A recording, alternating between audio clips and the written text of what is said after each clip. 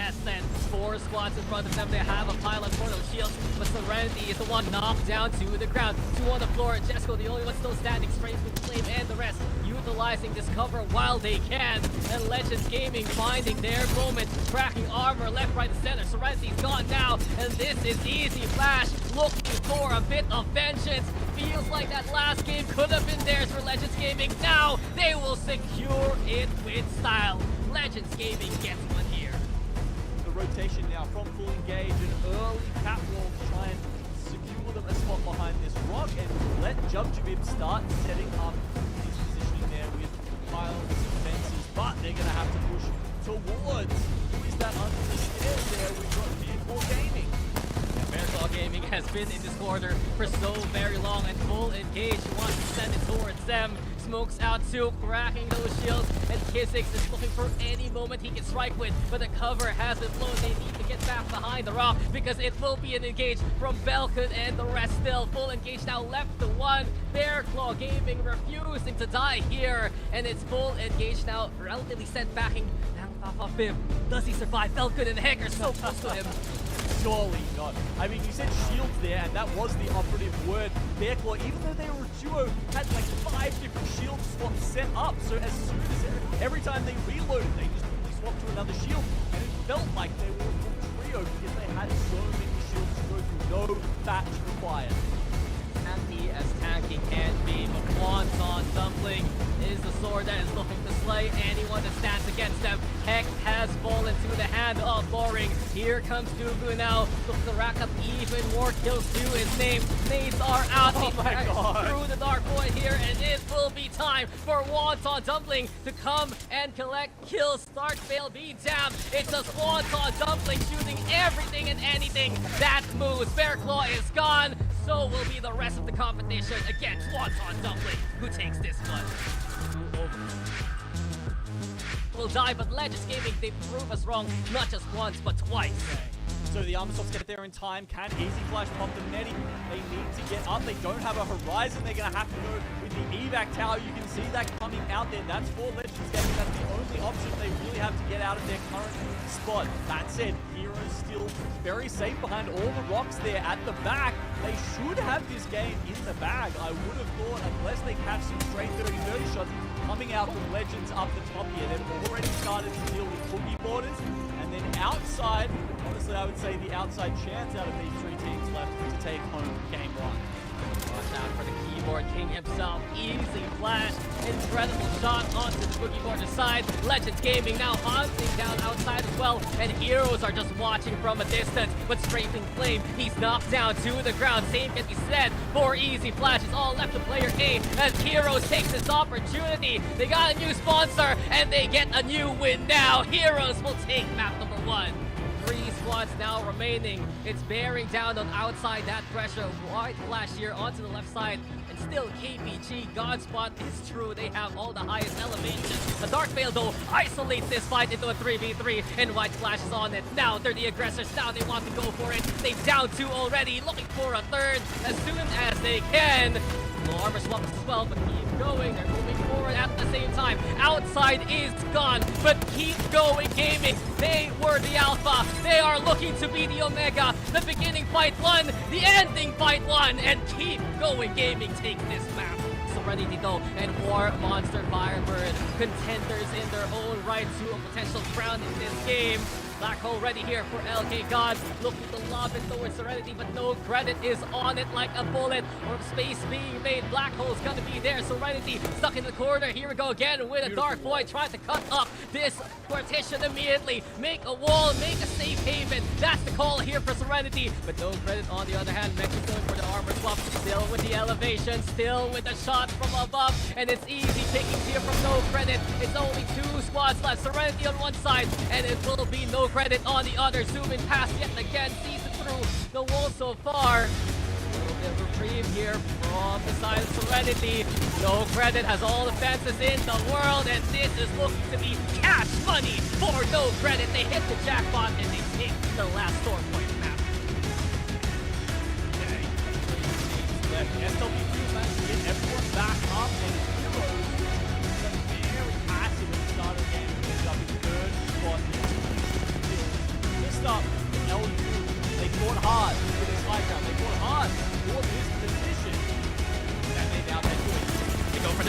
into combat we go immediately. Lalabang moving outside the ring to try and find an angle to survive in, but it's Heroes making them work for it. SWQ also pitching in a triple threat now, a showdown on the ground, but Lightning Unicorn back to an elevated angle. There you go. Heroes though still up with 3. SWQ gonna be gone for now, but a wingman shot's looking sublime. Here we go with Jack. You going, God. Who's next on the list? The wingman yet again doing the dirty work. That's critical. That's massive, and that's a win for Lightning Unicorn. Alright, run. Stay on us. Quick. I'm saving for you, We're chilling. One run. I can swap. Kills, boys. I'm DG, man. Knock. I killed the West Hand. I'm skipping DG. Yeah, they're all on the right side. I'm not DG. They're all on the right side. Left right here. Focus this. Swinging out. Dumpling, man. I'm netting it out. Yeah. I net. Also. Yes. They're still inside. Walking. Crack. I broke in. One net. And put this guy. Crack. On me. It's crack. Nice, let's go. Let's get this way. Nice one. I didn't get to do anything that I didn't get him. So many ults were used to take Legend Gaming out of that position to play a game. Will shortly be removed. So, with EMP on the horizon now for DreamFire, and they use this to eliminate the last 2 squads. God hand played their spot well, picking up 4 kills so far as they try and move in to finish off the remaining members of White Flash. After that, we should see the final battle between DreamFire and God Hand. And newer squads versus the veterans of DreamFire. God Hand looking to make an impact right here, right now. And down goes White Flash. It's now 2 squads left. DreamFire on one side of the veil. God Hand on the other. And DreamFire now wrapping on around yet again. They isolate the first and they eliminate Acquaintance immediately. It's been a good run for God Hand. Can it get even better? DreamFire denying that destiny. They're downing 2 already. And this is what we've been expecting from DreamFire. The flame is finally lit and they take the last map of this set.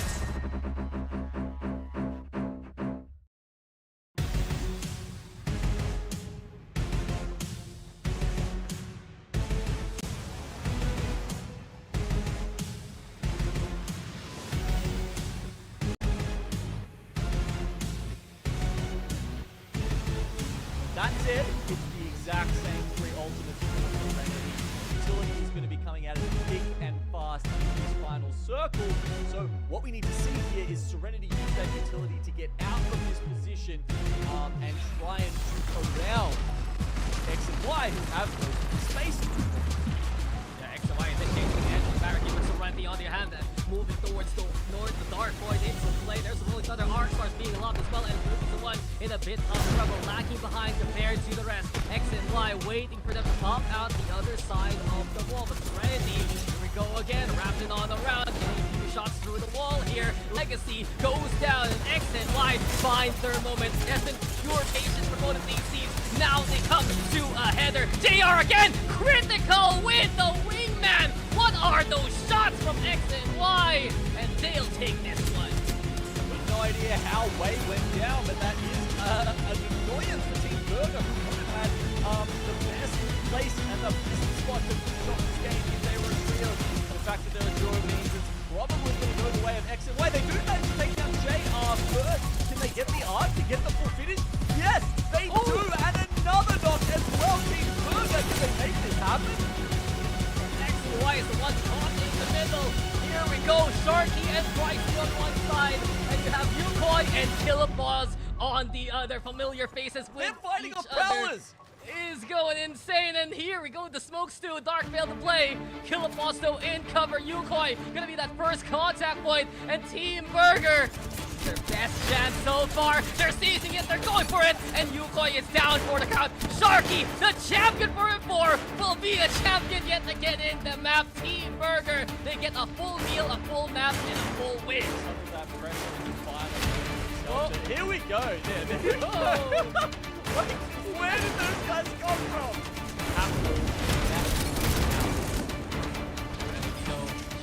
Anyone in front of them also got some flame, trying to blend in with full engage. Full engage is the one into the lower angle here. Serenity though, back into the fight and throw out the rolling thunder. Snake Flame is just right behind them. Look behind you. Someone a little sus there. That's not your teammate, but Boogie instead finding MeiDuYaoBYD, and this can be a beautiful beginning for Serenity as it goes, but eventually it's Strafing Flame found by Bang Papa 5th. Serenity here with a Kraber in hand. Legacy with the mark in hand of targets, full engagement onto the waterway, and MDY still up top. Nate though being lobbed, utter chaos here as MeiDuYaoBYD makes it matter. The frag finds two, Serenity's gone, and MDY-WHITE they will pick up the pieces from it. An incredible frag Nate to send such delivery into a victory. Someone doesn't hear there. You see the ball coming out here. Beautiful fences around that to try and stop someone from using that. I believe that might be Selfie there. So, we talked about his usefulness at the end of these games, and, well, they've got the counterplay from that, wrapping it all up. Really see Legends Gaming enter this elite S10. 4 squads in front of them. They have a pile of Portal Shields, but Serenity is the one knocked down to the ground. 2 on the floor. Jesco, the only one still standing, straight from the team, and the rest utilizing this cover while they can. And Legends Gaming finding their moment, cracking armor left, right, center. Serenity's gone now, and this is easy. Flash looking for a bit of vengeance. Feels like that last game could have been theirs for Legends Gaming. Now they will secure it with style. Legends Gaming gets one here. The rotation now from full engage and early catwalk trying to put them a spot behind the block and let jump speed starts.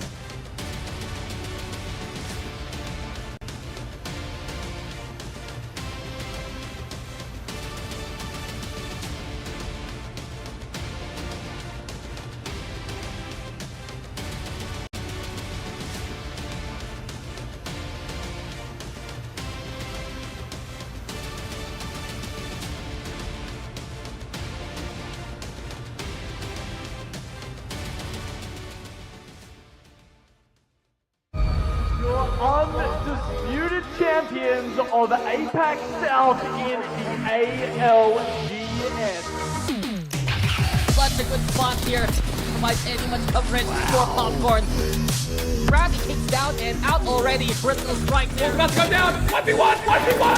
Oh, what? Well, Shady he finds the target. That's going to be a punishing blow. Tree is covered. Fly high to Senpai. The wraparound is perfect.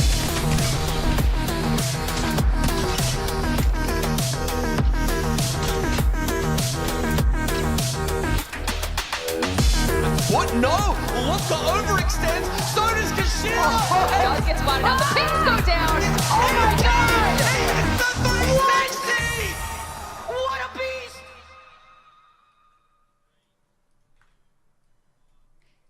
Hello and welcome everyone to the APAC-South Pro League, where we'll be covering all the Apex Legends action in Split 1. My name is Lace and I'm back this week to bring you all the hype and the passion from the APAC-South region. It's week 4 of Pro League and we are the Long Shot production. We're so thrilled you can join us once again on the Play Apex channel. But you know what, before we get ahead of ourselves, let me roll out the red carpet for our exceptional casters. I'm joined by Genome. He's the global sensation and the legendary Elfish. Elfish, it's so great to have you join us this week. How are you feeling this fine Sunday? Excited for the Apex action to unfold? Thank you. Yes, I am now, obviously. You know, like normally when I come in and I'm, you know, back in the day, you know, I used to host this show as well. It's not a big deal to me. But look, I tell you what, you've done a great job there. I'm hyped up. Great intro. I'm feeling ready to go. The excitement's, I don't know, at an all-time high because usually I come in a little bit lower. You know, I'm one of those guys. But yeah, you've done a really good job of bringing it up, and I think that's what we need. That's it. You're a man of many talents, you know. It's really awesome to see you come and, you know, join in with the Apex Legend action. But, you know, Gino, I missed out on a lot of excitement last week, it seems. Are there any cheeky little highlights you can take me through to catch me up? Yeah, look, it was a fun week last week. You know, we had Legends doing very well. They came out on top on one lobby and got second in the other as well. XNY, a team I think who's had you know, some tough spots throughout this season, but really look like they could be on track to make LAN as well. Took out a win. So yeah, it's all happening down here at APAC South. Yeah, I caught myself up a little bit, and it was really nice to see some teams, you know, that were a little bit low on the leaderboard. I know NoCredit sort of did some amazing stuff as well. We saw them sort of flourish. So yeah, it was exciting stuff to watch. But you know, our region always seems to show what they're made of. So you know, I know we're rearing and ready to go. So let's take a look at the overall format for Apex Legends.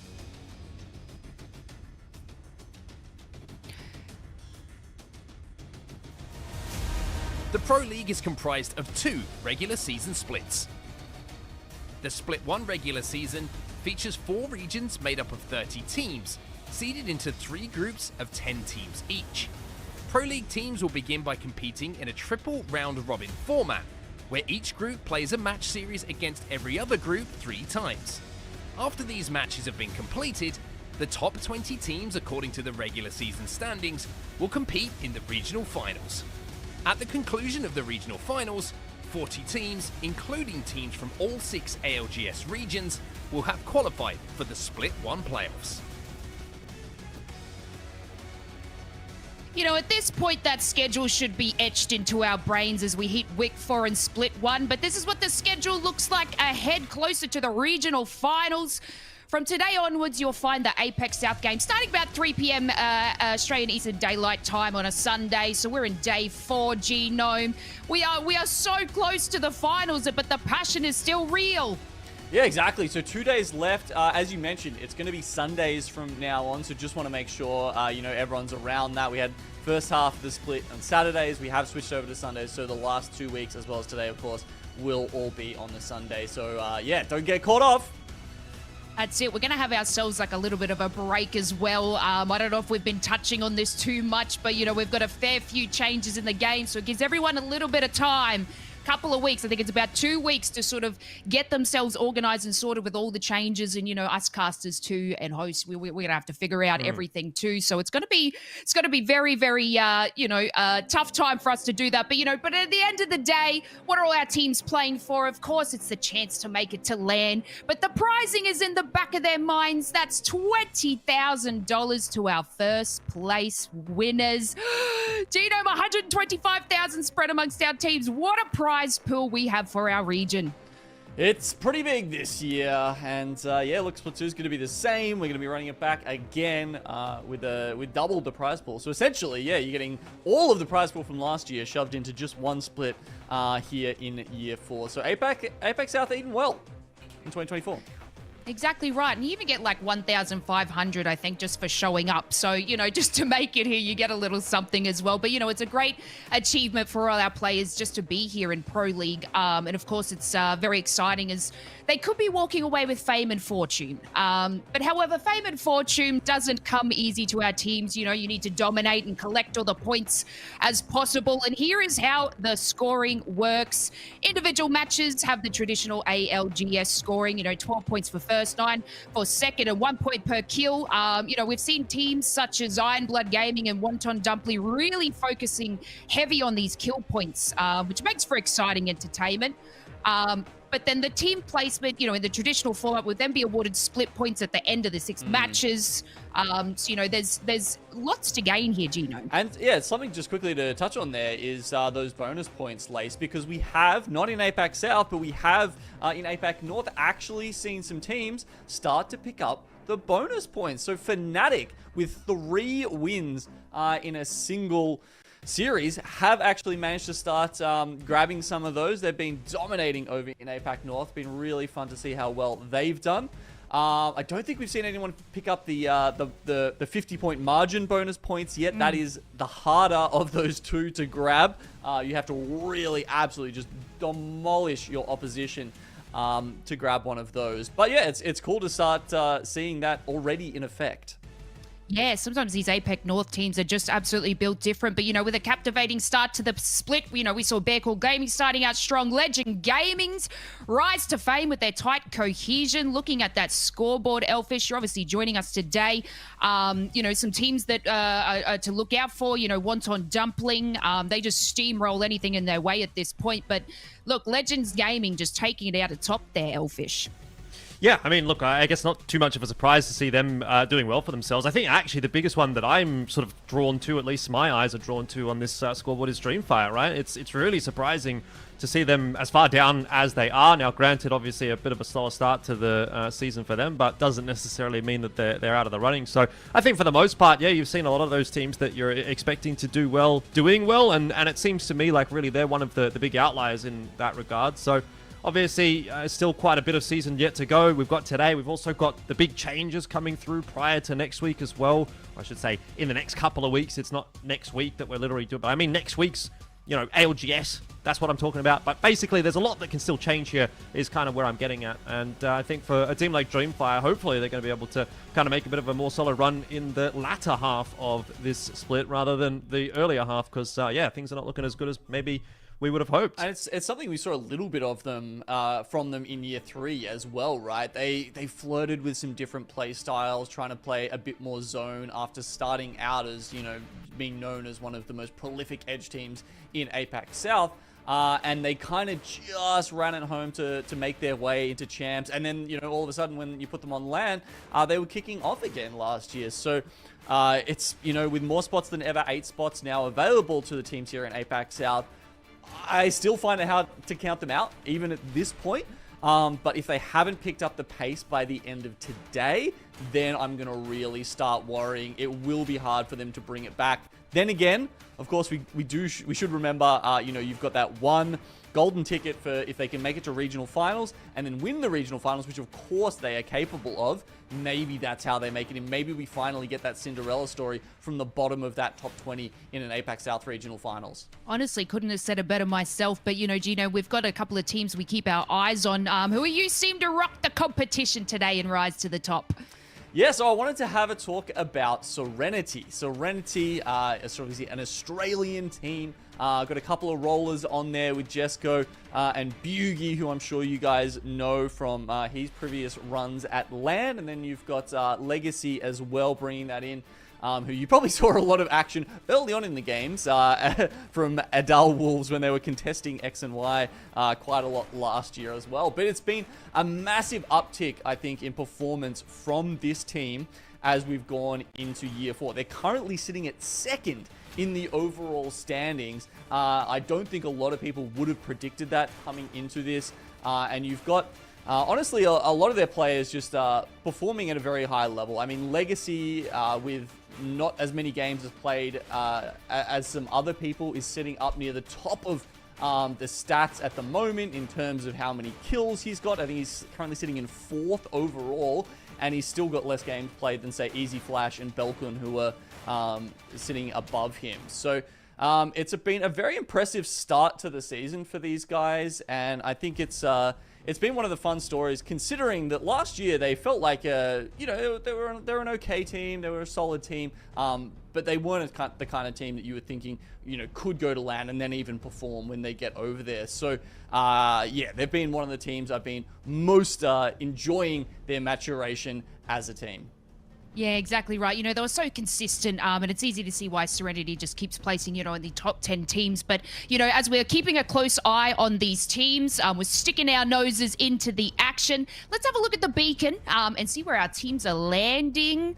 Elfish, you got to get a good look at where all these teams may be contesting. Yeah, certainly. I mean, I'm looking forward to seeing it. I think World's Edge, just from what I quickly had a look at, there shouldn't be too much crazy going on that one. I think for, in particular, I'm sort of interested in seeing what's going to happen on Storm Point in our second lobby, because I think there might be a little bit going on there. But at least for the first lobby, the B and C lobby, it doesn't seem like there's too much craziness going on here. What's interesting about this lobby, I thought that there was, none of the top 3 teams of the split so far in this lobby. But to be fair, the B and C lobby has played one less, so I mean it makes a little bit of sense that we're going to hopefully see some of these teams kind of rising back up. And I was actually doing a little bit of a calculation. I think average points based on the games that the teams have played so far, Boogie Boarders X and Y and Outside have actually got themselves in the top 4 as far as the top average points per lobby are concerned, but obviously they're not inside of the top 5 for the lobby overall. So interested to see how they're going to be able to go. Can they keep that kind of consistency up? I think for me, yeah, definitely Boogie Boarders, you can see down there,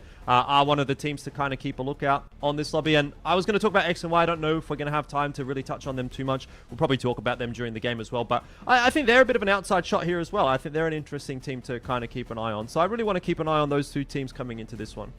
Yeah, well, that's the one contest that you can see that we've got in these 2 groups on World's Edge, as you can see right there. NoCredit versus Kill Devil on Lava Siphon was providing us with some really fun action last time we got to see this group. 1 contest, everything else is pretty stable, pretty split out. As you saw there, you know, Boogie Boarders, you were talking about how well they've been doing. Part of that reason is, of course, MeiDuiYaoBYD. Who does it go to, right? The staging team or the Lava Fissure team, as those teams tend to fight over that, you know, secondary sort of supplementary POI down there. Whoever gets it can be at a huge advantage going into the rest of the game. So because we've got Boogie Boarders taking control of both of that, both the Lava Siphon and MeiDuiYaoBYD, I think that does give them a good starting point here on World's Edge. Yeah, exactly right. And, you know, I know Elfish wanted to touch on X and Y. You know, I was just having a look at their past performance, and they had a bit of a rocky start in week 2 in the A vs C standings, and then it seemed to kind of have flipped a switch. And then they skyrocketed up in like week 3 A vs C, and it was just such a phenomenal turnaround for them. And it's just very exciting to see all these teams. I do want to sort of talk about something a little bit delicious though. Buns, lettuce, and a meat patty, but you might know them as Team Burger. You know, they're no angels to competition, but they're the Lords of God spot, you know, playing out of Zoo Station and Overlook there, as we saw. Pricey and Way, you know, welcome ex-Dark Zero member Sharky, so you know they've got it in there. You know, they grabbed him out of the retirement home and just chucked him back into the action here. But, you know, so far they've held consistency in Split 1, placing top 8, I think in the first week and the second week as well, and then sort of went a little bit down, but they seem to bring it home and turned it around just a little bit there in the last week. You know, Pricey, you know, we know him as one of our high damage players. So I know Team Burger definitely has what it takes to go to LAN. And I was fortunate enough to have a little conversation with Pricey yesterday. And having a look at the scoreboard now, basically these matches are make or break for them. So if we have like a look at the scoreboard, they're very close to sort of hitting that top 10. You know, they're feeling, I was having the conversation, he was feeling a little bit down about their performance. So today I really do hope that we're going to see what they're made of. Yeah, I mean, definitely. Like, I think for me, when I look at Team Burger, I see a lot of potential in this roster. I don't know that they've necessarily reached that potential so far in this season. Obviously, Sharky, the addition coming in, it's going to take a little while for that to kind of get rolling a little bit. You guys were talking about play styles a little bit last week as well, I think, Genome, and how they might be sort of adapting to that, Pricey and Sharky in particular. But most importantly, I kind of feel like, yeah, there's actually still a big lobby on offer for these guys, because the results have been solid, but they haven't been astronomical. And for a team with a couple of players that have such, you know, highlight names, I think actually there is a world where we're going to see them win one of these lobbies at some point. So hoping for that maybe today from Burger. We'll have to wait and see. Yeah, and I think there's a couple of problems here to touch on, Elfish, of why they haven't shown that full potential so far this season. I think one of the big sticking points has been Pricey on IGL, right? Obviously, that's not a role he's really had to do so much in the past, but when you go back and you look at the Moist roster and how they operated, all 3 of them were coming a lot, right? When this is the Waltzy, Pricey, MT roster, and I remember even saying, MT even saying at one point, any 3 of them could IGL. They had that in their back pocket. They had the zone knowledge. They had the capability to call things. And I think we're seeing that, you know, tested in the fire and flames of ALGS right now. And I think, you know, obviously Pricey can IGL, but it's a big step up for, you know, being able to do that and sort of throwing in some ideas here and there when you're playing with MT, one of the best IGLs in the world, versus having to make every single decision time in and time out again for your team. So I think Pricey is taking a little while to sort of come to terms with that because, you know, previously he's been able to rely on his great mechanics, you know, the mid-range shooting, that damage difference that he's always been one of the best in the world at. So it's having to add another thing on top of all of that, I think is definitely, you know, stretching him a little bit, and we're going to see, you know, whether he can withstand that tension at the end of this. Yeah, exactly right. You know, you just got the weight of on your shoulders, and especially going from, you know, just being able to, I wouldn't say just point and shoot. This game is a little bit more than that, but then, yeah, having to lead the team would be the IGL role. But I think we have a little something different for you guys today. We take a look at the ring zones. We've got a beautiful graphic here to show you. And if you could take us through that genome, and we can see exactly, you know, we're talking about where Boogie Boarders get the Mirage à Trois sort of pull, and we'll see what we've got here today for our final circles. Yeah, and that's, you know, that's definitely another thing that can affect these teams as well, right? You know, where are the rings ending up? You know, there's been a lot of talk about being too concentrated in one region, but as you can see here for APAC South, it's actually played out in a fairly even, you know, sort of format here. 2 down at staging, but if you look at that overall, not that we've had any down near the sort of dome stacks moored side. You know, maybe those guys are molding a little bit in terms of, you know, not getting those home zones, but so far it's actually been a nice mix over here in APAC South. Yeah, exactly right. So, you know, I know we're itching and ready to go to get into our first match today. You know, we've got groups B and C heading on in. I don't know if we could take a look at the scoreboard again and show you exactly what everybody is sort of up to at the moment. We had such an exceptional week last week, like we sort of touched on, a lot of teams that we didn't see so much do so well in the beginning sort of rise a little bit more to fame. You know, I was touching on NoCredit before. I know the starting 2 weeks, they had a little bit of a setback, but you know, seeing them you know, get closer into the top 10 teams was amazing, and still great to see you know, MDY Black and MDY-WHITE still pulling through. I thought IronBloodGaming might have been doing a little bit better, but having a look at their scoreboard, they're sort of sitting a little bit lower than I thought, Elfish. Yeah, definitely. I mean, there's a couple of teams in that regard, and I guess IPG is one of the ones to kind of keep an eye on going into today's games. I think for me, the teams that I'm kind of keeping an eye on, of course, for this lobby, right? Wonton, Dumpling, definitely a big discussion point over the last couple of weeks. Heroes, Boogie Boarders, they've been doing pretty well for themselves. X and Y is one that I was also going to touch on, and then outside, you know, they're doing pretty okay for themselves too. So there's quite a few teams that are pretty high up the standings that as of yet haven't actually played the 4 matches that the teams from Group A have played that can actually really jump even further up. So you're looking at them and you're saying, well, Wonton Dumpling's in 3rd right now. That's pretty good, but who knows where they end up after this first lobby of the day. Like, it could just pop off. Exactly. All right. So. Well, thank you, Elfish. You know, you've seen the standings, you've seen everything here. I know. Let's get it started. Itching and rearing to go. This is Storm Point Match 1.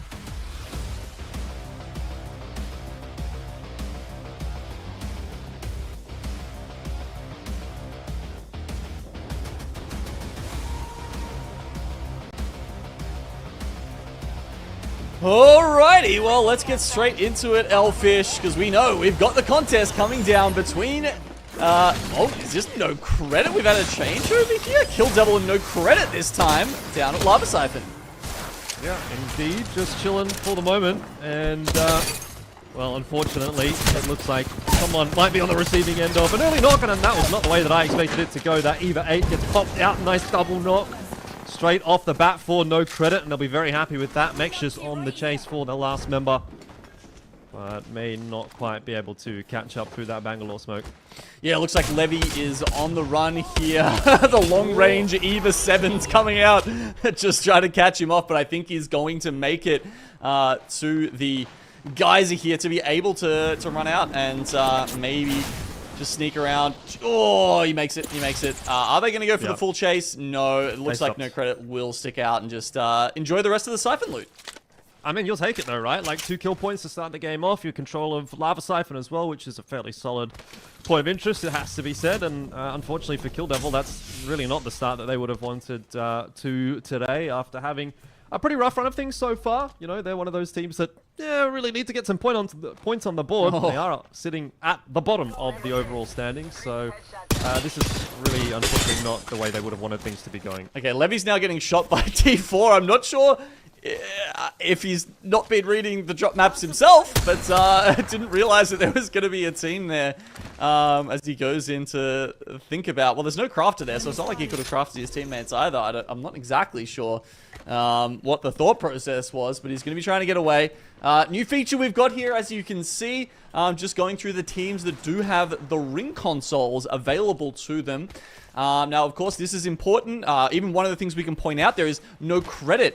The difference between the two compositions there between Kill Devil and NoCredit. NoCredit have gone for Catalyst, so they've got that ring console character, the controller character, which means after winning that, they get to benefit from the ring console at Lava Siphon and can now start making their way towards Countdown and Skyhook, where it looks like the second ring will be pulling.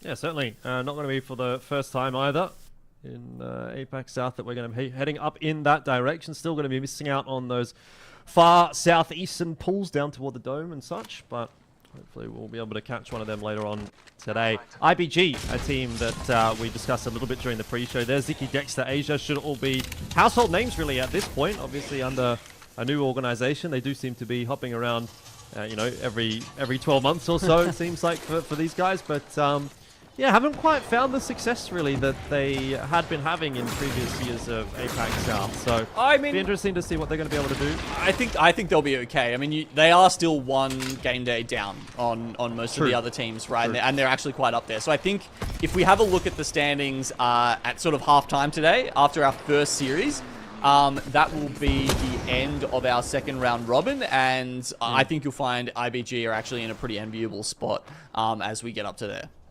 Yeah, right. Well, I mean, I guess the big takeaway that probably everyone should be aware of is that every team in this lobby right now has not played their second round robin yet. Exactly. This is the second round robin for all of these teams. So, you know, again, it's kind of what I was trying to get across in that pre-show was that, like, you do look at some of these teams and, you know, you think, oh, they're not doing that well. And, I mean, to be fair, like, I guess DreamFire was the one that I sort of highlighted. They probably aren't doing quite as well as you would hope, even with the knowledge in mind that they have played one less lobby than, you know, 8 of the other teams in the competition. But then again, you look on the other side of the coin there and you say, Wonton, Dumpling, they're doing really well for themselves. And, I mean, they're probably not going to be able to jump up into first just based on the points they can get from this lobby, but they can definitely do well for themselves, as we do see a little bit of a contest going on here. EMP got tossed out as well. Already got one knock onto Pana. So this engagement has started relatively okay for MXF, though the response is looking pretty good. And a push coming on through Heroes. Able to do quite a bit of damage there. Ems as well on the other side of it, and DreamFire getting involved in it. And unfortunately, it is just one member left. Tori is hiding in a corner, but Fussy, Raki, Pana completely unscathed by that attempted breach. Yeah, pro reset there from Boogie Borders. They take that first hit, but then some amazing thermites come out of Fussy and allow them to just buy enough time for, as you said, Heroes to come in and do the rest of the damage onto MXF. So Boogie Borders, all good from playing inside the building. Even just, you know, sometimes it's like that extra 10, 20 seconds of getting into that building first before the other team will make all the difference of, like, whether you get to play the rest of the game or not. Well, Heroes, they're one of the teams that's, I guess, on the happier end of things at the moment. Third for this lobby so far with that 1 kill point that they've gotten, but 6th overall in terms of their current placement in APAC South. And again, bearing in mind that there's, I think, three or four teams above them that have played an extra lobby, there's a very good opportunity. We actually see someone like Heroes up into the top 3 at the end of this one as we get to halfway point of today. So they're another one of those teams alongside Wonton, Dumpling, and Boogie Borders are probably the ones in that group as well that we haven't really quite mentioned just yet. But those 3 teams are the ones that, you know, I really think are going to be rocketing up the standings. Which is fun, because those other 2, you know, Wonton, Dumpling, and Boogie Borders, obviously no ALGS at the moment. If anyone's out there looking for someone to pick up, they'd be some pretty good choices. And at the same time, I feel like Heroes have got that, like, new ALG buff, where they get picked up by the ALG, all of a sudden, you know, great, we're getting some cash to play for And you kind of, I feel it in their play. It's almost like they're happier. They're, you know, they're playing with a lot more purpose. I feel honestly, since they've picked up that org, and they're doing quite well. Yeah, good to see. Love to see that. And we're going to go over toward Landslide. It is T4 and NoCredit on the other side of this engagement. Looks like T4 not necessarily shying away from this fight, though they don't have the high ground. That is the benefit that NoCredit have got in this situation, but eventually will be pushed off. Some good shots from alternate directions coming through. A little bit of third-party damage there, keeping NoCredit honest.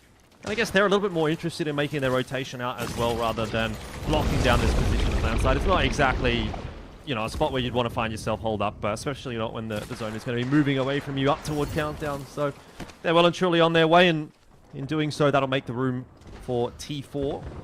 Yeah, interesting. Actually, they've also switched over. I guess that was just for the contest. I was going to say they don't have, you know, the Wonton on their team as they usually do, but I guess they're really just committing to winning that contest against Kill Devil. So it makes sense that, you know, moving Savior over to the Conduit in that situation, and Mexus having to hold down the controller character this time. That said, this spot is going to be fantastic for them, Elfish. They're moving up into Countdown. That's where the ring will be. And as we're looking at some of the other teams moving in, you know, VKG are taking on IBG over here at Monument at the moment. These teams, if they get a hurry on, could actually find some premium spots in zone, because most teams have read this as a Skyhook circle. And, I mean, we'll see. We'll see if it can potentially pull back to where we saw Boogie Boarders and Heroes before. But there's also a lot of the circle currently hovering over Countdown. Yeah, I mean, the unfortunate thing for both IBG and VKG is that neither of them have actually got the information as to where that next ring is going to be going. So for both these teams, it really would be a guess rather than more of a knowledge-based push. So they might just try and take things a little bit slower. IBG maybe are going to hedge their bets toward the northern side and towards Skyhook, though I don't know that they're necessarily going to commit to it just yet. I think they'll be more than happy to wait in this set of buildings. Generally tends to be a pretty safe little spot to hold up and wait for a little bit more info, and they'll be aware that there's not a huge amount going on actually on their side of the ring either. So they can quite patiently wait over here and wait for that information to come through as the ring starts to push its way through into the deeper stages of this round. Yeah, so IBG actually running out with double golds. Did they? I mean, we had them dropping at stacks, but like double gold usually means a trials run. Anyway, I'll keep an eye on that next game. Maybe they just got really lucky. I can't imagine they've ended up where they are if they would have started in trials. Yeah, you're right. There's no way, surely. Maybe just grabbing them out of the vault tunnel, I guess. Yeah, I guess we'll just keep an eye on it next game, but I'd be surprised if it was trials at the very least at this point. But here's Kill Devil, who have actually managed to get all 3 members back, so it's a decent start, I suppose, all things considered. But it does look like they're in a bit of a spot of bother here. They're going to be one of the last teams rotating in. They're just north of Monument right now. And they'll have to go through the likes of VKG and IBG, who we have been watching for a little bit, to actually get their way into the zone. And unfortunately, that is really not going to go very nicely for them. Levy already getting knocked down by Ziki. And I tell you what, that zone is starting to hurt at this point.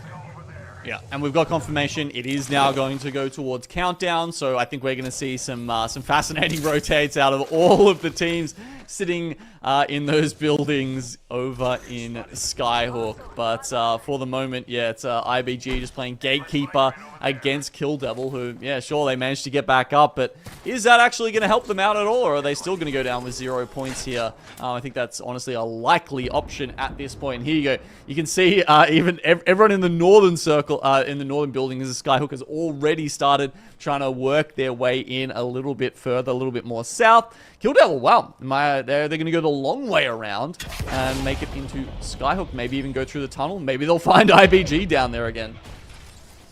I tell you what, Wonton Dumpling have done a pretty good job for themselves, just sitting in the lava fissure right there, and as this ring continues to pull in their direction, I mean, at the moment they don't actually have the information as to where that next ring is going to go, but once they do get that, they're going to be very happy with the proceedings, because the ring is basically just going in their direction, and they really haven't had to do too much, so it seems like Wonton Dumpling, at least their good form is going to continue into today. And final start might have a little bit of a more difficult time of making things happen as they start to exit out of trials, but they've got SWQ up on top of them, especially an SWQ that's got Crypto Drone flying around as well. They're going to get the info pretty easily. Yep, spotted them out immediately from Crazy Kong. And, I mean, you know, they can sit up there for a little while. It looks like they should be still in the ring sitting on the top of that mountain, so they might just be happy to play that safe zone for the moment, and then actually just come down through the cut in the two mountains. Maybe we'll get a little bit of action there, but we can see Boogie Boarders, because they played, they sort of hedged their bets and played one of these southern buildings over here in Skyhook. That actually gives them a great gatekeeping positioning, and so many other teams moving in like Kill Devil. I mean, Kill Devil, I got to give them credit. They are not going down without a fight. They have just been under the pump pretty much the entire game so far, and yet they've still got 3 members alive. So while it hasn't been easy for them, at least they're alive and fighting for the moment, though that may come to an end fairly shortly. You can see they continue to have to force these meds out. The shield cells are getting chewed through at this point. 2 left there for Levy, or 7 rather for Levy. There was one of them only had 2 left. Yeah, as you start to run up against Boogie Boarders, the job doesn't really get any easier. Your hand is finished off by Panna, and so it's another one in the back pocket for Boogie Boarders. And you'd have to say it might not be long for this world, unfortunately, for the remaining members of Kill Devil if they're stuck between MDY and Boogie Boarders. I mean, even Boogie Boarders have got 45 seconds to make this next rotation. It's actually going to be a very, very tough one for them. They've got 1 evac, 2 Mobies on board. You know, you probably prefer that to be the other way around here, because I think this next move for them is going to be pretty tough. They, you know, do they try and prioritize some KP right now and then just sort of say, you know, leave it up to the almighty whether they actually make it into the next zone, or do they try and go a little bit earlier and give themselves slightly more options? We'll hold that thought for the moment because we're going to go back over toward Countdown and take a look at AGL as they try to hold down their position. They've got DNZ trying to push their way in, and WMFireBird on the other side of that as well, causing some problems. It's not going to work out too well for AGL, and they're eliminated, so not a great start, unfortunately, for them. NoCredit, more than happy with the position that they've locked themselves into in kind of that command center position of Countdown. But Boogie Boarders back over to that one. We'll get the wall up straight away from Panna, and they're going to have a pretty healthy rotate that they're going to have to make, and they're going to have to go right through a couple of teams, which is not going to be too fun at all. VK Gaming down to just the 1 member as well. Kassa for the armor swap, and looking for the revive. I mean, these guys are playing for one of the most important spots here. They've got outside above them. Here we see that fateful rotate from Boogie Boarders. They've already lost Raki. Sure, they picked up a couple of KP. You can see the kill later notification coming up there, but I think it's going to be a pretty tough end out from here, Boogie Boarders, as they run into DreamFire. Panna doing a bit of work, though. Has actually managed to get himself at least a knock. That was onto Roy. Traded back away straight again by the rest of the DreamFire members. Fussy's still alive somewhere, still alive and kicking. DreamFire have lost at least 1 member for their trouble, so they'll have to try to clear the rest of things out. It looks like maybe they have just found their final target. That's Fussy being finished off. The problem is WMFireBird are right above them, so DreamFire won't last too much longer either. Now, even that 1 knock enough to just mean that, yeah, DreamFire can't cover all the angles and they get taken down. So yeah, look, obviously an extremely tough rotate back from Skyhook to Countdown. Not many teams making that one alive. I'm glad we got that, you know, a slight vision of NoCredit before, because they're obviously going to be probably in God's spot there, being able to hold the inside of that command center building. But, you know, VK and outside also in good spots around there. IBG, they've, you know, made their way in across from Monument now, and they're doing a great job. Exactly. They've got 4 kills already. And honestly, I'd be scared if you were one of those other teams in front of them. I tell you what, though, the Caustic in this kind of an environment, probably not a bad shout to have. It's starting to get to fairly close quarters battles, and obviously the gas helps you as well to kind of conceal some of the sight lines. So doesn't look like a bad shout actually here for IBG with the Bangalore and the Caustic alongside the Bloodhound. It's exactly the kind of composition you'd want in these sort of chaotic final circles where there's, you know, a lot of little nooks and crannies that you can hide yourself in, and use all of that vision denial 100%. And you can see Asia has actually just popped 3 ultic cells to get that ultimate back online. So as long as they can make sure... No! It actually gets eaten there by the Wonton pylon. Doesn't plan it out well enough. Still, you've got thermal sights and you've got Bangalore smokes down, so it's starting to come together a little for IBG. They have lost Asia, and Ziki straight into the lava is going to go down as well. It is not looking too good here. Dexter up the zip. Oh, turns around. Flash. No, not quite. Armor swap. Either way, IBG, they're out of here. And WMFireBird are doing very well for themselves as well. They've been controlling this high ground in Countdown pretty much the entire game and putting pressure on the rest of the field. MDY-WHITE tucked down next to the pylon. Looking fairly healthy for the moment, which is surprising considering how most teams are faring.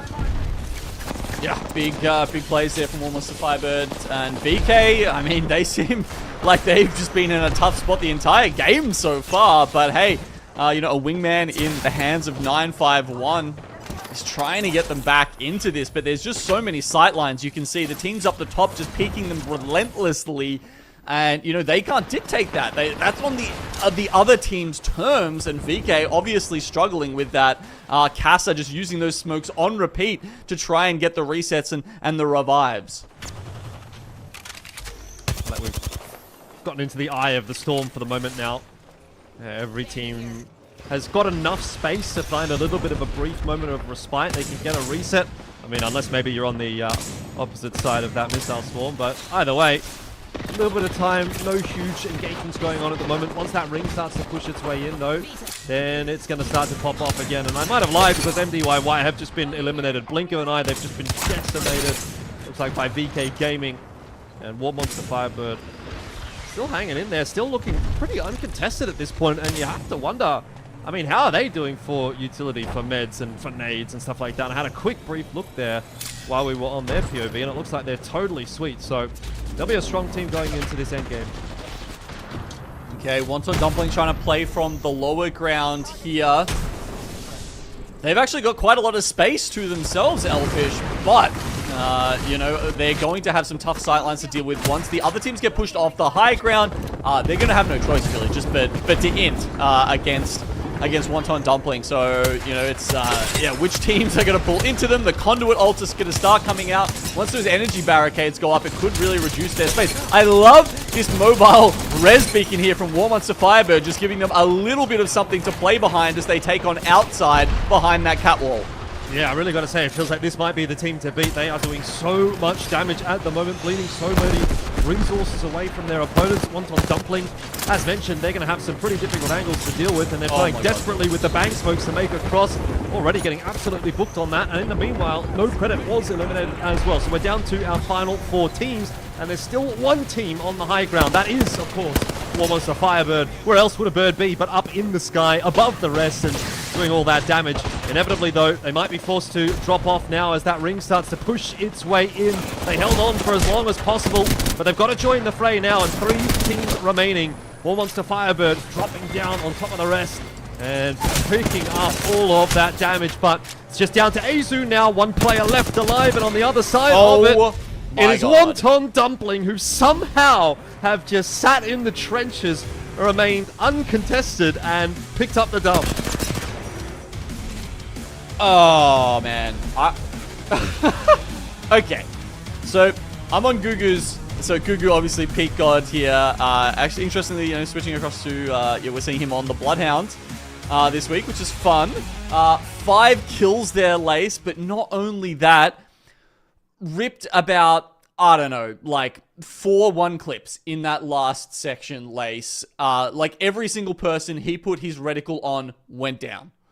And that's what Wonton Dumpling does. Like, you know, we've seen them compete in the first couple of weeks, and we know that they're a team to watch out for. We've spoken about them many a times, where they just decimate anything in their path. Their cohesion is just absolutely insane. And if you, like you said, if they're, you know, you're locked in their sights, you're basically eliminated. And it's exceptional to see them just come out firing in this first match, Gino.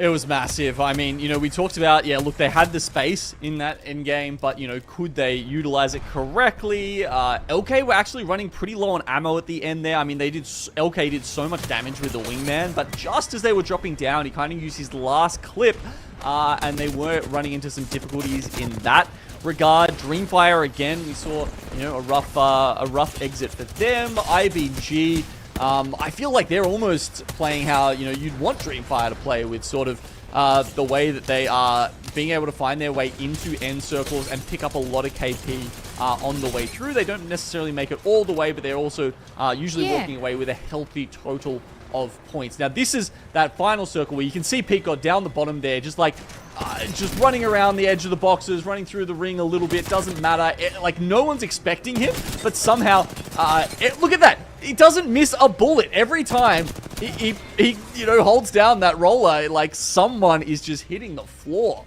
That's it. Sometimes height is not always the best here, as we take a look at exactly what Wonton Dumpling have done. 13 kills in and amongst them, and the damage just shows exactly what they are made of. And I wanted to have a look at, you know, WMFireBird. They're really showing up today. I think they're sitting about 15th on the series scoreboard, and last week, you know, they were just under the top 10. And, you know, they just had such a cracker of a first game. Yeah, I mean, look at that. They've got 8 kills, doing really well there. LK, that was the guy I was talking about who had the wingman. You can see how much of a difference that makes. 2.2k damage. I think that might be the high of the lobby here in game 1. So they come out with more damage in total, actually, than even Wonton Dumpling. But 13 and 8 kills between the two teams means they are, of course, going to be our top 2 teams after game 1. A very dominating performance from our two Chinese teams there. Yeah, and you can see NoCredit there coming in 4th as well. You know, at the start, they usually have the contest with Kill Devil. So to have them just obliterate Kill Devil at the start, you know, we saw Kill Devil did get a full reset on the team, but it just wasn't enough. And NoCredit have just sort of pushed their way through to the top, which is excellent as well. I wanted to have a look at, you know, I think it was IronBloodGaming. I don't know if I missed something last week, but Asia's on Caustic. I feel like that's a bit of a composition change for them, right? Yeah, I'd love to go back and see what they were playing the previous weeks, but you know, that is a team that has used Caustic and utilized Caustic very well in the past. And I mean, even pairing the Bloodhound with it, if you go back 2 years, who knows? Maybe it's the same composition. Maybe you're switching out Bangalore for you know, Wraith or Gibby or something like that back then. But Bloodhound Caustic, you know, was something that I think it was maybe. Oh, they might have been ExoClan back then, maybe Tom Young Kung, something like that, that they picked up before. So, yeah, I love to see it. That said, man, you have to be careful. There's a lot of Watsons around at the moment. You know, throwing the gas grenade, throwing the ultimate into a Watson ult. Oh, that hurts to see. That's it. Well, we love the changes here, so we're going to take a quick short break, and we'll see you right after.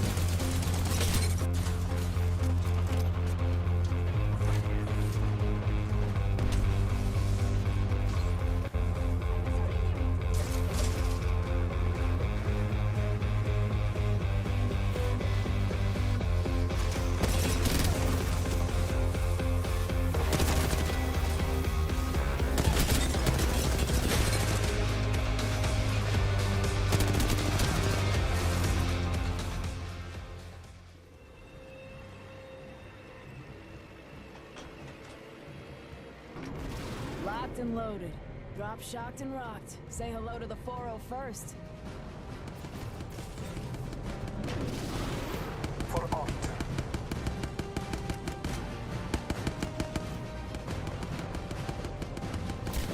Get ready for a world of hurt. Kill confirmed. Gonna add you to the list.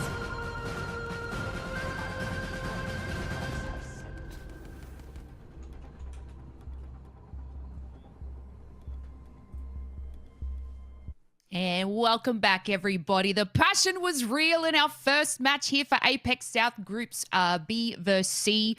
We have teams from Australia, Thailand, Malaysia, and more. The powerhouses, Wonton, Dumpling, taking out the first win, securing first place there with 13 kills. Just absolutely insane. You know, it's a little bit too early to tell who needs to pick up the slack, but, you know, we're preparing for match 2. But just having a look at this scoreboard, it's exceptional to see some of our, you know, our lower ranking teams just absolutely decimating the first match. Yeah, it's fun, right? I mean, like, honestly, if Wonton Dumpling is winning a game, it's always going to be an entertaining one. It's just so much fun watching those guys, you know, even if it's just Google Live like it was at the end there. Having a look at our team compositions that we've seen so far today, Lace. Once again, we're seeing a good amount of variety of compositions, not so much of legends, though, right? I mean, it is the same, what, like 5 or 6 legends across pretty much all of these compositions, but how you mix and match them, honestly, up to the teams. Yeah, exactly right. I feel like we're seeing a few more scan characters such as Bloodhound. You know, we usually see quite a lot of conduits and catalysts sort of sitting in there, but to have, you know, Bloodhound coming in and, you know, still Bangalore holding out strong. But, you know, I touched on a little bit about Asia's using Caustic. That's something new that I'm looking forward to seeing. You know, usually they're such an aggressive team when they come to play. So having, you know, sort of bunkering character is a little bit of a change. And, you know, they may swap halfway through. They might sort of solidify this, but I know you were saying, you know, in earlier leagues, I guess, that, you know, this isn't new to them playing the Caustic comp.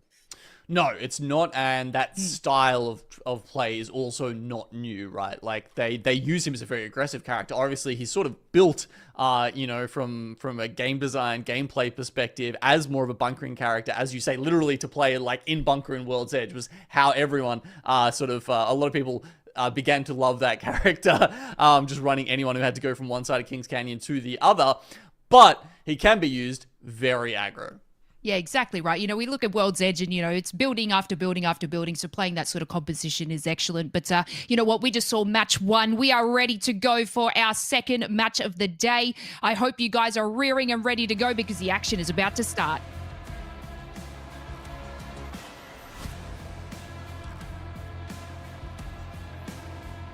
All right, well, here we are. It is game number 2 of the day. And once again, we'll turn our attention straight toward Lava Siphon and see what's going to be happening over there. Seems like one more time we are going to be getting that contest. Kill Devil already on the receiving end of it. Levy down. And unfortunately for Kill Devil, it doesn't seem like it's going to change up all that much. Though, they have at least managed to get one cheeky knockback onto Cheeky indeed. So they're trying to get the res already, still something to be said.